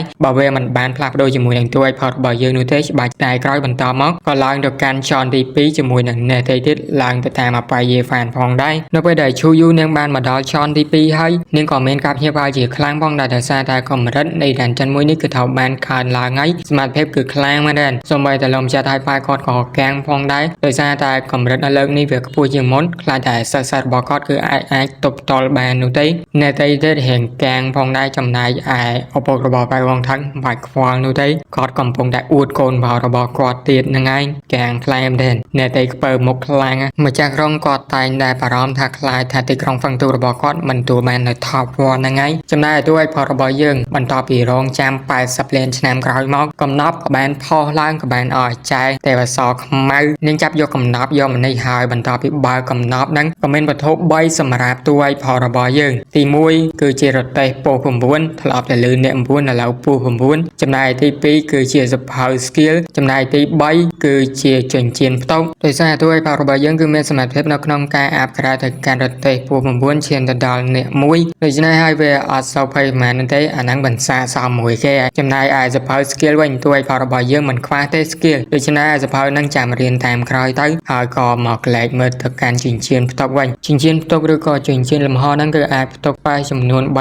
3201លំហដូច្នេះហើយទូឲ្យផលរបស់យើងក៏អាចដាក់បានវាច្រើនគួរសមដែរសម្រាប់លេយីដូច្នេះក៏ដល់ពេលដែលគេឈានទៅដល់ចនទី2គេឯងដែរហើយនៅចនទី2យើងបានឃើញថាមនុស្ស3នៅកំពុងទៅទប់ទល់ជាមួយនឹងកងទ័ព monster ហើយកូននេះគឺជាអាប៉ែវងថងហ្នឹងឯងដូច្នេះហើយអាប៉ែនេះទៀតក៏បានបញ្ជាអប៉ែវងថងចាត់ការជាមួយនឹង monster ដល់នោះទៅប៉ុន្តែមិនស្ដាប់នោះទេហើយប៉ែកាន់ខើហ្នឹងក៏ត្រូវបានសម្លាប់ដូចគ្នាជាមួយនឹងអ្នកទៀតពិតជាមានការភ្ញាក់ផ្អើលជាមួយនឹងការប្រយុទ្ធ monster នៅក្នុងចនទី2មួយនេះវាពិតជាខ្លាំងមែនតែពួកគេកំពុងតែព្រួយបារម្ភទៅកាន់កូនសិស្សក៏ដូចជាសមាជិកគ្រួសាររបស់ពួកគេដែលឈានទៅដល់ទីកន្លែងនោះហើយចំណែកអាចារ្យនឹងយានវិញនឹងក៏បានប្រដាជារបស់នឹងចាត់ការទៅកាន់ monster នោះបានយ៉ាងងាយស្រួលផងដែរចំណែក pattern shoe គឺក៏បានប្រនៅកណ្ដាប់ដៃរបស់វាចាត់ការទៅកាន់ monster បានយ៉ាងស៊ីផុយដូចគ្នាប៉ុន្តែចាត់ការបានតែប៉ុណ្ណោះ monster ជាច្រើនកំពុងតែរងចាំទៅកាន់ពួកគេជាមួយនឹងការប្រយុទ្ធមួយនេះផងដែរគឺត្រូវបានខ្លំមើលដោយទួឲ្យផលរបស់យើងនៅលើរទេះនៃរបស់គេហ្នឹងឯងមាន monster ចង់ចាត់ការមកកាន់លីយីបានប្រើនៃរបស់គេគ្រាន់តែក៏ហឹមក៏អាចចាត់ការទៅកាន់ monster ទាំងអស់នោះផងដែរនៅពេលដែលលីយីកំពុងតែមើលបន្តហ្នឹងធានយីនាងក៏បានចេញមកនិយាយជាមួយនឹងលីយីរបស់យើងកាំងខ្លាំងមែននាងក៏នៅតែឆ្ងល់ថាហេតុអ្វីបានជាទួឲ្យផលរបស់យើងគឺអាចសមន់ទៅកាន់កងទ័ពដូចជារទេះនៃ9នេះគឺឆែកមកសម្ហាររទេះនៃ9ហើយដោយសារតែទួឲ្យផលរបស់យើងគឺមានសមត្ថភាពខ្លាំងណាស់វាគ្មានស្អីច្រើននោះទេបើចង់និយាយអំពី skill មួយនេះយើងបានឃើញថាធានយីនាងហាក់ដូចជារដារដប់អត់អាចនិយាយបន្តបាននោះទេធ្វើឲ្យលីយីឆ្ងល់ខ្លាំងមែនមានរឿងអីកើតឡើងប៉ុន្តែចុងក្រោយបន្តពីនាងចេញទៅ monster ប្រភេទហោះហើរជាច្រើនគឺបានមកឡំបដកម្មលីយីរបស់យើងជាមួយនឹងកងទ័ពខាងក្រោមផងដែរលីយីបានបញ្ជាឲ្យអ្នករបស់គេក៏ហឹមនឹងដាក់សម្ពាធសម្លាប់ទៅកាន់ monster ទាំងអស់នោះ monster នៅក្រោមពិតជាមានរងសម្ពាធអំពីទួឲ្យផលរបស់យើងខ្លាំងមែនប្រលីយីមែនតែក្បាលនោះទេបន្តពីដាក់សម្ពាធហើយក៏បានកោហៅនៅអណ្ដាតភ្លើងនៅ របស់គេគឺអាហារចាត់ការទៅកាន់ Monster Dot យ៉ាង C point level របស់គេជាមួយនឹង Experience បានកើនឡើងជាច្រើនតែម្ដងហើយចុងក្រោយជួយផលរបស់យើងគឺបានឈានទៅដល់ level 30លឿនខ្លាំងមែនទែនហើយនៅទីកន្លែងនេះផងដែរជួយផលរបស់យើងក៏បានប្រើភ្នែករបស់គេភ្នែកស្ដាញ់រស់ដើម្បីសង្កេតមើលផងដែរទីកន្លែងនេះវាពាក់ព័ន្ធជាមួយនឹងណូមួយវាមិនសាសមនៅក្នុងការប្រយុទ្ធនៅក្នុងចន់ទី2នោះទេតែគេពិតជាឆ្ងល់ខ្លាំងតែអាចដើម្បីបានជាធានយីនឹងយកពួកគេមកដាក់នៅទីកន្លែងនេះនៅខាងក្រៅវិញពួកគេខ្លងមើលនឹងក៏មានការព្យាបាលទៀតហើយចំណែកឯឪពុករបស់បែបផងខាងវិញសេតខ្លាំងទៀតដោយសារតែកូនរបស់គាត់គឺបានងាប់បាត់ទៅហើយខំអួតឡើងថ្ងៃចុងក្រោយងាប់បាត់ដែរម្ចាស់ក្រុងជាមួយនឹងលោកម្ចាស់ថៃប៉ាគាត់ពិតជារីករាយខ្លាំងតែដោយសារទួយផលរបស់យើងគឺ Shop Top 1នៅក្នុងបញ្ជីហ្នឹងហើយមើលទៅកាន់ឪពុករបស់លីយីរបស់យើងកាំងខ្លាំងមែនដោយសារតែបន្តពីលីយីគឺបានដាក់សមត្ថភាពរបស់គេមកគឺអត់ដឹងស្អីច្រើនពេលប៉ុនជាមួយនឹងលីយីឡើយពួកគេកំពុងតែរងទន្ទឹងចាំមើលនៅទស្សនីយភាពដែលលីយីបង្ហាញពួកគេជាបន្តនៅពេលដែលសោតទៅកាន់លីយីផ្សេងទៀតជាប៉ែនោះជាមួយនឹងប៉ែនោះគឺមិនសោកចិត្តនោះទេដោយសារតែលោកម្ចាស់ទុយរបស់ពួកគេគឺនៅក្នុងហ្នឹងដែរតរ៉ាម៉ែកូនចៅរបស់ពួកគេនៅក្នុងហ្នឹងលីយីច្បាស់ជាមិនងាយក្នុងការចប់ទៅកាន់ Tower នោះទេយាប៉ាហ្នឹងផងដែរគឺមកពីគ្រួសារឈូខ្សែស្លាយរបស់ឈូយូហ្នឹងឯងចំណែកឪពុករបស់ទួយផលរបស់យើងកំពុងតែគិតជាមួយនឹងស្គីរបស់គេផងដែរហើយមកកន្លែងជាមួយនឹងលីយីរបស់យើងនៅក្នុងដានចិនវិញយើងក៏បានឃើញថាគេក៏បានឈានទៅដល់ចន់ទី3ផងដែរដើម្បីសង្កេតមើលហើយទួយផលរបស់យើងគឺទៅកាន់ចន់ទី3មុនគេមុនឯងតែម្ដងនៅពេលដែលទួយផលរបស់យើងមកដល់ចន់ទី3ហ្នឹងគេហាក់ដូចជាប្លែកខ្លាំងតែដោយសារតែនៅចន់នេះគឺមានតែទួយផលរបស់យើងតែប៉ុណ្ណោះហើយប្រព័ន្ធក៏បានប្រាប់ថាដោយសារទួយផលរបស់យើងគឺបានមកដល់ទីកន្លែងនេះមុនគេលហលហេវខ្លាំងមែនហើយទួយផលរបស់យើងនឹងរងចាំអ្នកផ្សេងទៀតដើម្បីចាត់ការជាមួយនឹងពួកគេទទួលបាននៅជ័យជំនះ Top 1ប្រចាំចន់នឹង3យកតែម្ដងនៅពេលដែលកំពុងតែរងចាំហ្នឹងមានការងារធ្វើឲ្យទួយផលរបស់យើងរៀបចំកូនចៅនៅទីកន្លែងនេះតែម្ដងហើយចោះទៅកាន់រស់របស់គេខ្ញុំមិនដឹងថាទួយផលរបស់យើងនៅរស់គឺក៏នៅក្នុងរទេះអ្នកបំពូននោះទេប៉ុន្តែអ្វីដែលសំខាន់នោះគឺមានសៃសាទាំងពីរកំពុងតែអងដូចជាលែងជាមួយនឹងទួយផលរបស់យើងនឹងឯងសំណាងខ្លាំងមែនទែនហើយនៅពេលហ្នឹងផងដែរយើងក៏បានឃើញថាមនុស្សម្នាក់ក៏បានឈានមកដល់ចន់ទី2នាងគឺជានីងយាននៅពេលដែលនីងយានមកដល់ចន់ទី2នាងទើបទៅដឹងថានាងគឺជាអ្នកទី2ឆ្ងល់ថានរណាគឺជាអ្នកទី1ទៅហើយនាងខំប្រឹងខ្លាំងមែនទែនប៉ុន្តែនៅតែខ្លាចទៅជាលេខ2អ្នកមកបន្ទាប់គឺជាអាប៉ែថេនជូនៅពេលដែលពួកគេទាំងពីរមកដល់ហើយពួកគេឆ្ងល់ថាតើណាគឺលេខ1ហេតុអ្វីបានជាពួកគេទាំងពីរអញ្ចឹងចំណែកឯមនុស្សពីរនាក់ទៀតគឺបានមកដល់អាប៉ែយេហ្វានជាមួយនឹងឈូយូលេខ4អាប៉ែយេហ្វានលេខ5ហើយថេនយីនាងក៏បាននិយាយថាពួកគេនឹងធ្វើការប្រយុទ្ធជាមួយនឹងអ្នកលេខ1នៅក្នុងការប្រកួតថោវាយនៅក្នុងលំហមួយនេះដែលថោបានរៀបចំទុកពួកគេអត់ដឹងថាអ្នកដែលលេខ1ហ្នឹងគឺថោប្រកួតជាមួយនឹងពួកគេនោះទេហើយក៏អត់ដឹងថាជាណាផងដែរមានតែចាំមើលតែប៉ុណ្ណោះគ្រាន់តែខ្ញុំប្រាប់អ្នកនរគ្នាមុនពួកគេមាននិយាយពេលពីមកនៅក្នុងការសម្រាកដើម្បីព្យាបាលរោគរបស់គេដូចជាសន្សំកម្លាំងឡើងវិញផងដែរនីងយីនាងទៅបង្កើនកម្លាំងចំណាយប៉ាយេហ្វានជាមួយនឹងប៉ែថេនឈូវិញពួកវិញជាត្រូវគ្នាលុយចង់ទៅវាយគ្នាទីកន្លែងហ្នឹងប៉ុន្តែគេត្រូវបាននីងយានខាត់ហើយពួកវាស្ដារកម្លាំងទៅដើម្បីឈានបន្តដោយសារតែមិនដឹងថាពួកគេត្រូវសហការគ្នាដើម្បីចាត់ការទៅកាន់បូននៃដានចិននេះឬក៏អត់នោះទេចំណែកឯនៅខាងក្រៅវិញពួកគេគឺបានខ្លងមើលជាមួយនឹងសកម្មភាពរបស់ទួយផលរបស់យើងកាំងខ្លាំងមែនដែរដោយទួយផលរបស់យើងគឺជាបូសប្រចាំចន់ទី3មួយនេះហើយទួយផលរបស់យើងលេងសមនកងតបមកកណោចាណាអ្វីជាវេនេះទាំង3មកពីគ្រួសារឈិនគ្រួសារឈូហើយនឹងប៉ាមីស្ទីម៉ូថលប៉ុន្តែទីក្រុងនៃពួកគេមកហ្នឹងគឺខុសគ្នានោះទេពួកគេពិតជាបារម្ភជាមួយនឹងកូនចៅក៏ដូចជាសិស្សរបស់ពួកគេខ្លាំងមែនដែរខ្លាចតែត្រូវបានទួយផលរបស់យើងចាត់ការនៅក្នុងដានចិនហ្នឹងឡើយហើយក៏ដោយសារតែមានការសម្លាប់គឺគ្មានសន្តាប់ធ្នាប់នៅក្នុងដានចិនមួយហ្នឹងដូច្នេះហើយបារម្ភមកតាបារម្ភហើយចំណែកឯលោកម្ចាស់ថៃប៉ាជាមួយនឹងម្ចាស់ក្រុងប្រាប់ឲ្យថាកុំភ័យប៉ុន្តែគ្មានខ្វល់នោះទេនៅក្នុងដានចិនចន់ទី3វិញយើងក៏បានឃើញថាពួកគេរៀបនឹងចូលទៅកាន់ដានចិនចន់ទី3ហើយយើងក៏បានឃើញថាពួកគេកំពុងតែនិយាយគ្នាភាសាគ្នាបន្តផងដែរចំណែកឯឈូយូវិញគឺនឹកទៅកាន់ទួយផលរបស់យើងសង្ឃឹមថាគេគួរចាចេញពីទីកន្លែងនេះហើយដើម្បីឲ្យគេមានសមត្ថភាពឲ្យនាងលែងបារម្ភទៅកាន់លីយីរបស់យើងហើយប៉ុន្តែបាច់មកកន្លែងមើលខាងលីយីរបស់យើងទេ system ក៏បានប្រាប់ថាពួកគេគឺបានចូលទៅដល់ហើយប្រូក្រាមដឹងថាធ្វើឲ្យទៅកាន់អាចារ្យទេពអសរខ្មែររបស់ខ្ញុំនោះទេដែលធ្វើឲ្យនាងអស់កម្លាំងខ្លាំងទៀតសូម្បីតែជើងក៏អញ្ចឹងទៀតកាំងខ្លាំងដែរហើយយើងបានឃើញថានៅពេលដែលពួកគេទាំង4បានចូលមកកាន់ចន់ទី3ហ្នឹងពួកគេក៏បានប្រជុំមុខជាមួយនឹងកងទ័ពខ្មោចផងដែរប៉ុន្តែ អបធានឈូជាមួយនឹងអបយាយហ្វានមិនភ្លេចទេនៅក្នុងការឆ្លូគ្នានៅក្នុងការប្រយុទ្ធមួយនេះផងដែរមេតបគោជាមួយនឹងមេតបសាយជាកងទ័ពរបស់ដាច់នៅរួចទួយរបស់យើងនឹងក៏បានចែងមកប្រយុទ្ធដូចគ្នាផងដែរនៅទាំងពីរមើលងាយទៅកាន់នៅទាំង9ខ្លាំងមែនដែរចំណែកអបធានឈូវិញលើបាមហ្នឹងក៏បានសុទ្ធពេលទៅកាន់មេតបគោប៉ុន្តែគ្មានធ្វើបានទៅកាន់មេតបគោនោះទេស៊ីផយកតែម្ដងនៅទាំងពីរទាំង3ក៏បានធ្វើការប្រយុទ្ធគ្នាជាបន្តទៅចំណែកអាចារ្យឈូយូរបស់យើងវិញចង់ប្រយុទ្ធដែរប៉ុន្តែគ្មានណាប្រយុទ្ធជាមួយនឹងខ្លួនសោះគឺដើរទៅបង្ងើយកតែម្ដងចំណែកទួយផតរបស់យើងកំពុងតែគិតអំពីការប្រកួតមួយនេះនៅទាំងពីរក៏បានមកក្រោយទួយផតរបស់យើងក្នុងការចាត់ការជាមួយនឹងឈូយូឲ្យទួយផតរបស់យើងផងដែរដើម្បីកុំឲ្យនាងមានរបួសចឹងទៅឈូយូនាងបានលេងជាមួយនឹងកងទ័ពខ្មោចចំណែកប៉ាយេហ្វានវិញគឺត្រូវបានអាសារ៉ាចាត់ការទៅកាន់អាខូននឹងឡើងផ្ទះហើយហៅទៅកាន់ឈូយូឲ្យមកជួយអ្នកខ្វល់នោះទេពងលេងឆ្ងល់ថាហេតុអ្វីបានជាកងទ័ពខ្មោចហ្នឹងអត់ចាត់ការប្រកាន់នាងប៉ាយេហ្វានវិញអ្នកខ្លាំងនេះតបតល់ជាមួយនឹងអាសារ៉ាក្រហមហ្នឹងកាំងខ្លាំងមែនចំណែកអាសារ៉ាក្រហមហ្នឹងបើចង់ស្លាប់ទៅកាន់ប៉ាយេហ្វានគឺសម្លាប់អាខូនហ្នឹងបានយ៉ាងងាយស្រួលប៉ុន្តែដោយសារគាត់អត់ចង់សម្លាប់ដឹងថាអាខូនហ្នឹងក៏ជាកូនចៅរបស់ទួយផរបស់យើងផងដែរដូច្នេះហើយចង់ប្រយុទ្ធលេងជាមួយនឹងអាខូនយេហ្វានតែប៉ុណ្ណោះឈូយូរបស់យើងចង់ទៅជួយទៅកាន់អាខូនយេហ្វានដូចគ្នាប៉ុន្តែនៅពេលរត់ទៅហ្នឹងក៏បានជួបទៅកាន់អាចារ្យទាំងពីររបស់យើងហៅទៅកាន់ឈូយូឲ្យទៅជួបទៅកាន់លោកម្ចាស់ស្ដេចខ្មោចរបស់គេស្ដេចរួចហ្នឹងហើយប៉ុន្តែនាងអត់ចង់ជួបនោះទេបញ្ចេញកម្លាំងរបស់នាងដើម្បីចាត់ការទៅកាន់នាងទៅពេលក៏បានបញ្ចេញអាវុធដើម្បីចាត់ការនិងចាប់ទៅកាន់នាងផងដែរចំណែកឈូយូកាំងខ្លាំងមែនដំបូងនឹងចង់ប្រយុទ្ធជាមួយនឹងគេប៉ុន្តែដោយសារពីមួយអញ្ចឹងបំផាក់ខ្លាំងមែននៅពេលដែលនាងកំពុងតែគិតផ្លេចខ្លួននោះយើងក៏បានឃើញថាក៏មានចំណងមួយបានចាប់ទៅកាន់នាងផងដែរទោះជាកម្លាំងរបស់នាងអាចទប់ទល់បានក៏ដោយកងទ័ពខ្មោចម្នាក់នោះគឺបានចាប់ទៅកាន់នាងបាត់ទៅហើយ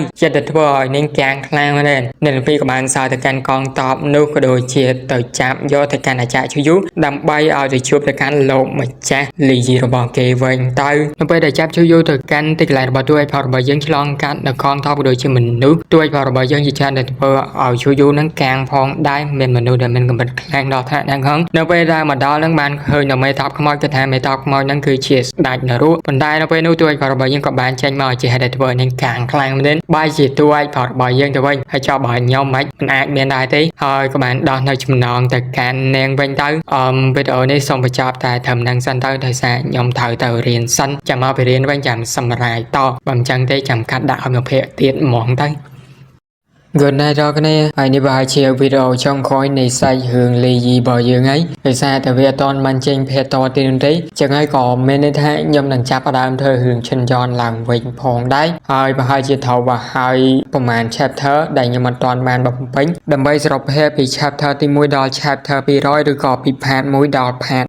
44ចឹងហើយគ្នាយើងរងចាំបន្តិចទៅប្រហែលជា2ថ្ងៃហ្នឹងខ្ញុំគឺ complete ហើយបន្តពីចប់សាច់រឿងមួយនេះហើយមួយរយៈហ្នឹងក៏ត្រូវរៀនហើយចឹងហើយក៏ជាស្រេចពេលនេះបានតនៅពេលទូឲ្យផលរបស់យើងដល់ឡើងទៅកាន់ឈូយូហើយក៏បានប្រាប់ផងដែរថាខ្លួនខ្លាចទៅជាបូសនៅចនមួយនេះហើយសមត្ថភាពរបស់គេក៏មិនដឹងផងដែរថាហេតុអ្វីបានជាយាយប៉ៅមួយនោះដែលគេខ្លាចទៅជាបូសដែលប្រយុទ្ធមួយតល់នឹង5ជាមួយនឹងពួកគេប៉ុន្តែអ្វីដែលសំខាន់នោះសាយើងក៏បានកាន់មកដល់ក្រៅវិញយើងក៏បានឃើញថាកងតោបាទូឲ្យផលរបស់យើងគឺបានឡំពតទៅកាន់អ្នកទាំង3និង3គឺមិនអាចធ្វើអ្វីបាននោះទេគ្រូរបស់នាងយានភ័យខ្លាចមែនខ្លាចតែសុវត្ថិភាពរបស់សិស្សរបស់ខ្លួនគឺគ្មានសុវត្ថិភាពនោះទេចំណែកអោផងរបស់ប៉ែវងថងវិញមើលតប៉ែវងថងគឺមិនតន់ងប់នោះទេលើកមុនគ្រាន់តែងប់ទៅកាន់តែងតែប៉ុណ្ណោះចំណែកឯអ្នកទាំងពីរនេះវិញគឺភ័យខ្លាំងមែនដោយសារតែឃើញថាមានកងទ័ពជាច្រើនជាភាសាកូនហ្នឹងគឺនិយាយទៅឈឺក៏ជាបន្លាចទៀតនោះចេះតែធ្វើឲ្យអ្នកទាំង3ហ្នឹងគឺកាន់តែភ័យបន្តទៀតហើយលោកម្ចាស់ថៃប៉ាជាមួយនឹងអ្នកទៀតក៏បានសួរអ្នកទាំង3ថាបានរៀបចំអីខ្លះទៅកាន់សាររបស់ខ្លួនឬក៏កូននៃគ្រួសាររបស់ពួកគេយ៉ាងទៅគោលរបស់នាងយានគឺបានប្រាប់ថាគេគឺបានរៀបចំនៅវត្ថុបុរាណមួយចំនួនដែលវាមានសមត្ថភាពដែលធ្វើឲ្យនាងគឺអាចប្រយុទ្ធជាមួយនឹងមនុស្សដែលស្ថិតនៅ level 40បានកាំងខ្លាំងដែរនេះចង់លក្ខណៈថា level 38 level 40ហើយប៉ុន្តែអត់ព្រួយបារម្ភនោះទេតែយើងក៏បានកាន់មកដល់ខាងក្នុងវិញយើងក៏បានឃើញថាតួឯកផលរបស់យើងកំពុងដើរនិយាយបន្តពីភាសាគ្នាជាមួយនឹងឈូយូទាក់ទងជាមួយនឹងរឿងដែលគេខ្លាចទៅជាបូនឹងឯងវាគួរតែចាប់ផ្ដើមអំពីធានយីដែលនាងគឺបាននិយាយអំពីលក្ខខណ្ឌក៏ដូចជារង្វាន់ចុងក្រោយតែពួកគេត្រូវទទួលបានខ្លាចទៅជា top 1ផងដែរគឺតម្រូវឲ្យណាមដែលប្រយុទ្ធជាមួយនឹង top 5នឹងឯងអ្នកទាំង4ទៀតដូច្នេះក៏ជ្រើសរើសតួឯកផលរបស់យើងដោយសារតែសមត្ថភាពរបស់គេ ចប់ថប់វ៉ាន់ទាំងចន់ទី1និងចន់ទី2ថែមទាំងមកដល់ចន់ទី3ដំបូងគេទៀតនៅខាងក្រៅវិញយើងក៏បានឃើញថាពួកគេកំពុងតែភាសាគ្នាឲ្យចូលទៅចាត់ការជាមួយនឹងបូទៅ2នាក់ទៀតចំណែកឯនិងយីនិងនៅទប់តល់នៅទីកន្លែងនេះប៉ុន្តែរបស់ទួយរបស់យើងក៏បាននិយាយថាមានមនុស្ស2នាក់គឺចង់មកជួបទៅកាន់ស្ដេចនៅរបស់ពួកគេនៅពេលដែលពេលនេះនឹងគឺមកដល់យើងបានឃើញថាពួកគេកែងខ្លាំងមែនដោយសារតែនោះគឺជាទួយផលរបស់យើងអាបាយេហ្វាហ្នឹងគឺអត់សោប្រហែលទេប៉ុន្តែបែបថែនឈូវិញគឺឆ្លើយខ្លាំងមែនឃើញទួយផលរបស់យើងហើយចង់តែប្រយុទ្ធជាមួយនឹងលីយីរបស់យើងទេសម្រាប់ទួយផលរបស់យើងហើយច្បាស់ជាអាចក្លែកដានចិននេះទួបានថាវ៉ាន់ជាមិនខានអូនមកក្បាយអូនមកចិនរួយមកសាប់ fuck you ក្បាញ់កាងខ្លាំងមែនលើកដៃក្រាលស៊ីម្ដាយរបស់ទួយផលរបស់យើងឲ្យខ្ទេហើយអានោះវាពិតជាភ័យជាមួយនឹងអំណាចស្ដេចនៅរបស់ទួយផលរបស់យើងទោះជាវាបានមកកាន់ទួយផលរបស់យើងក៏ថាបានទួយផលរបស់យើងដាក់សម្ពាធទៅកាន់អាកូននឹងវិញវាខ្លាចជាមួយនឹងលីយីនោះទេប៉ុន្តែតាហេនឆ្លើយមួយលីយីនឹងសម្លាប់ហើយនៅនឹងកន្លែងយកតែម្ដងហើយក៏ចង់សុំជំនួយអំពីបាយេហ្វានផងដែរប៉ុន្តែបាយេហ្វាន ignore ចោលយកតែម្ដងធ្វើតែមក skill តែប៉ុណ្ណោះដុតទៅការលេងកាយរបស់អាកូនមួយហ្នឹងចំណែកអាបាយេហ្វានវិញពិតជាឆ្ងល់ខ្លួនឯងខ្លាំងមែនទេហេតុអ្វីបានជាខ្លួនឯងហ្នឹងគឺមិនមានចិត្តក្នុងការចាត់ការព្រោះជាចង់ប្រយុទ្ធជាមួយនឹងលីយីតអសោះចឹងហើយគ្នាយើងគឺដឹងនៅចម្លើយស្រាប់រួចបាត់ហើយលីយីសួរទៅកាន់អាកូនហ្នឹងចង់ប្រយុទ្ធមែនវាក៏បានដល់ខ្លួនសុំចោះចាញ់យកតែម្ដងអាកូនហ្នឹងឆ្លាតនឹងយល់កលាទេសៈខ្លាំងមែនទេចំណែកឈូយូរបស់យើងឃើញទួយផលរបស់យើងមានសមត្ថភាពបែបនេះហើយដូច្នេះហើយនាងមិនតែសុំចោះចាញ់ជូនពួកគេទូបានថប់វ៉ាន់តែប៉ុណ្ណោះនាងក៏បានសុំចោះចាញ់តែទៅហើយទួយផលរបស់យើងនៅក្នុងការប្រជុំមុខនេះនៅសល់តែនីងយីតែប៉ុណ្ណោះមាននីងយីទេគឺនីងយៀនចំណែកនីងយៀនវិញកំពុងតែប្រជុំមុខជាមួយនឹងមេតបកោមេតបសាយជាមួយនឹងអាសារ៉ាក្រហមមេតបកោជាមួយនឹងមេតបសាយគឺបាននិយាយឌឺដងជាមួយនឹងអាសារ៉ាក្រហមដូចចង់ខំភេនៅកម្លាំងរួចនៅទាំងពីរផងដែរហើយអិចណោទៅកាន់នីងយីចោលធ្វើនាងខឹងខ្លាំងមែនបញ្ចេញកម្លាំងរបស់នាងចង់ចាត់ការទៅកាន់មេតបកោជាមួយនឹងមេតបសាយមើលតែមុខនាងទាំងពីរដឹងតែភ័យប៉ុណ្ណាហើយ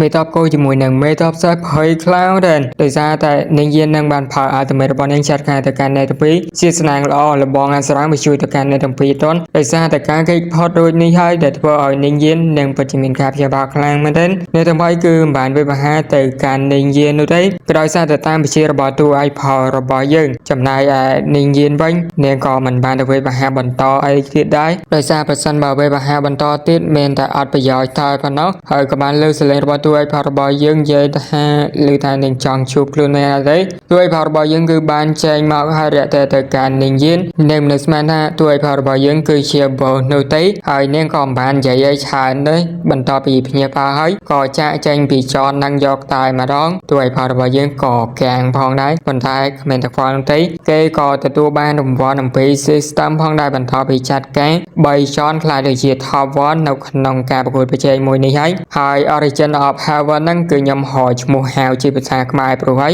វាគឺជាប្រភពដើមនៃឋានសួគ៌បន្ទាប់ពីតួឯកផលរបស់យើងទទួលបានរង្វាន់របស់គេហើយគេក៏បានចាចេញអំពីចនមួយនេះផងដែរម្ចាស់ក្រុងជាមួយនឹងលោកម្ចាស់ថៃប៉ាយមានការភ្ញាក់ផ្អើលឲ្យតួឯកផលរបស់យើងអាចយកឈ្នះទៅកាន់អ្នកទាំង4បានយ៉ាងងាយស្រួលបែបនេះចំណែកឯអ្នកទាំង3ទៀតក៏មិននឹកស្មានថាកូនសិស្សក៏ដូចជាមនុស្សដែលមកពីគ្រួសាររបស់ខ្លួនហ្នឹងគឺមកយកឈ្នះទៅកាន់តួឯកផលរបស់យើងហើយសុំចោលចាញ់ដល់បន្តទៀតផងបន្ទាប់ពីពួកគេភាសាគ្នាក្នុងចាក់ចេញពីទីកន្លែងនេះហើយយើងមកមើលខាងតួឯកផលរបស់យើងវិញគេពិតជាមានការព្យាបាលខ្លាំងមែនដោយសារតែគេគឺបានចេញមកខាងទីក្រុងប៉ុន្តែហាក់ដូចជាមានលំហប្រេះបាយចេញពី Blue Star តួឯកផលរបស់យើងអត់ដឹងថាវាគឺជាស្អីនោះទេដូច្នេះក៏បានបើកភ្នែកស្ដាច់និរុទ្ធរបស់គេមកក៏បានឃើញរូបរាងកាយអ្នកដ៏ធំមួយដែលវាកំពុងតែវេលោកវាហាក់ដូចជាលំហមួយនេះគឺថាបានបង្កើតដល់កូនមួយហ្នឹងមានតែសួរទៅកាន់ពូទី2របស់គេតែប៉ុណ្ណោះនៅពេលតួឯកផលរបស់យើងបានមកជួយទៅកាន់ពូទី2របស់គេហ្នឹងក៏បាននិយាយទៅជាមួយនឹងបញ្ហាទាំងអស់ហ្នឹងផងដែរហើយពូទី2របស់គេខ្ញុំធ្លាប់តែបានហៅថាគឺជាឪពុករបស់លីយី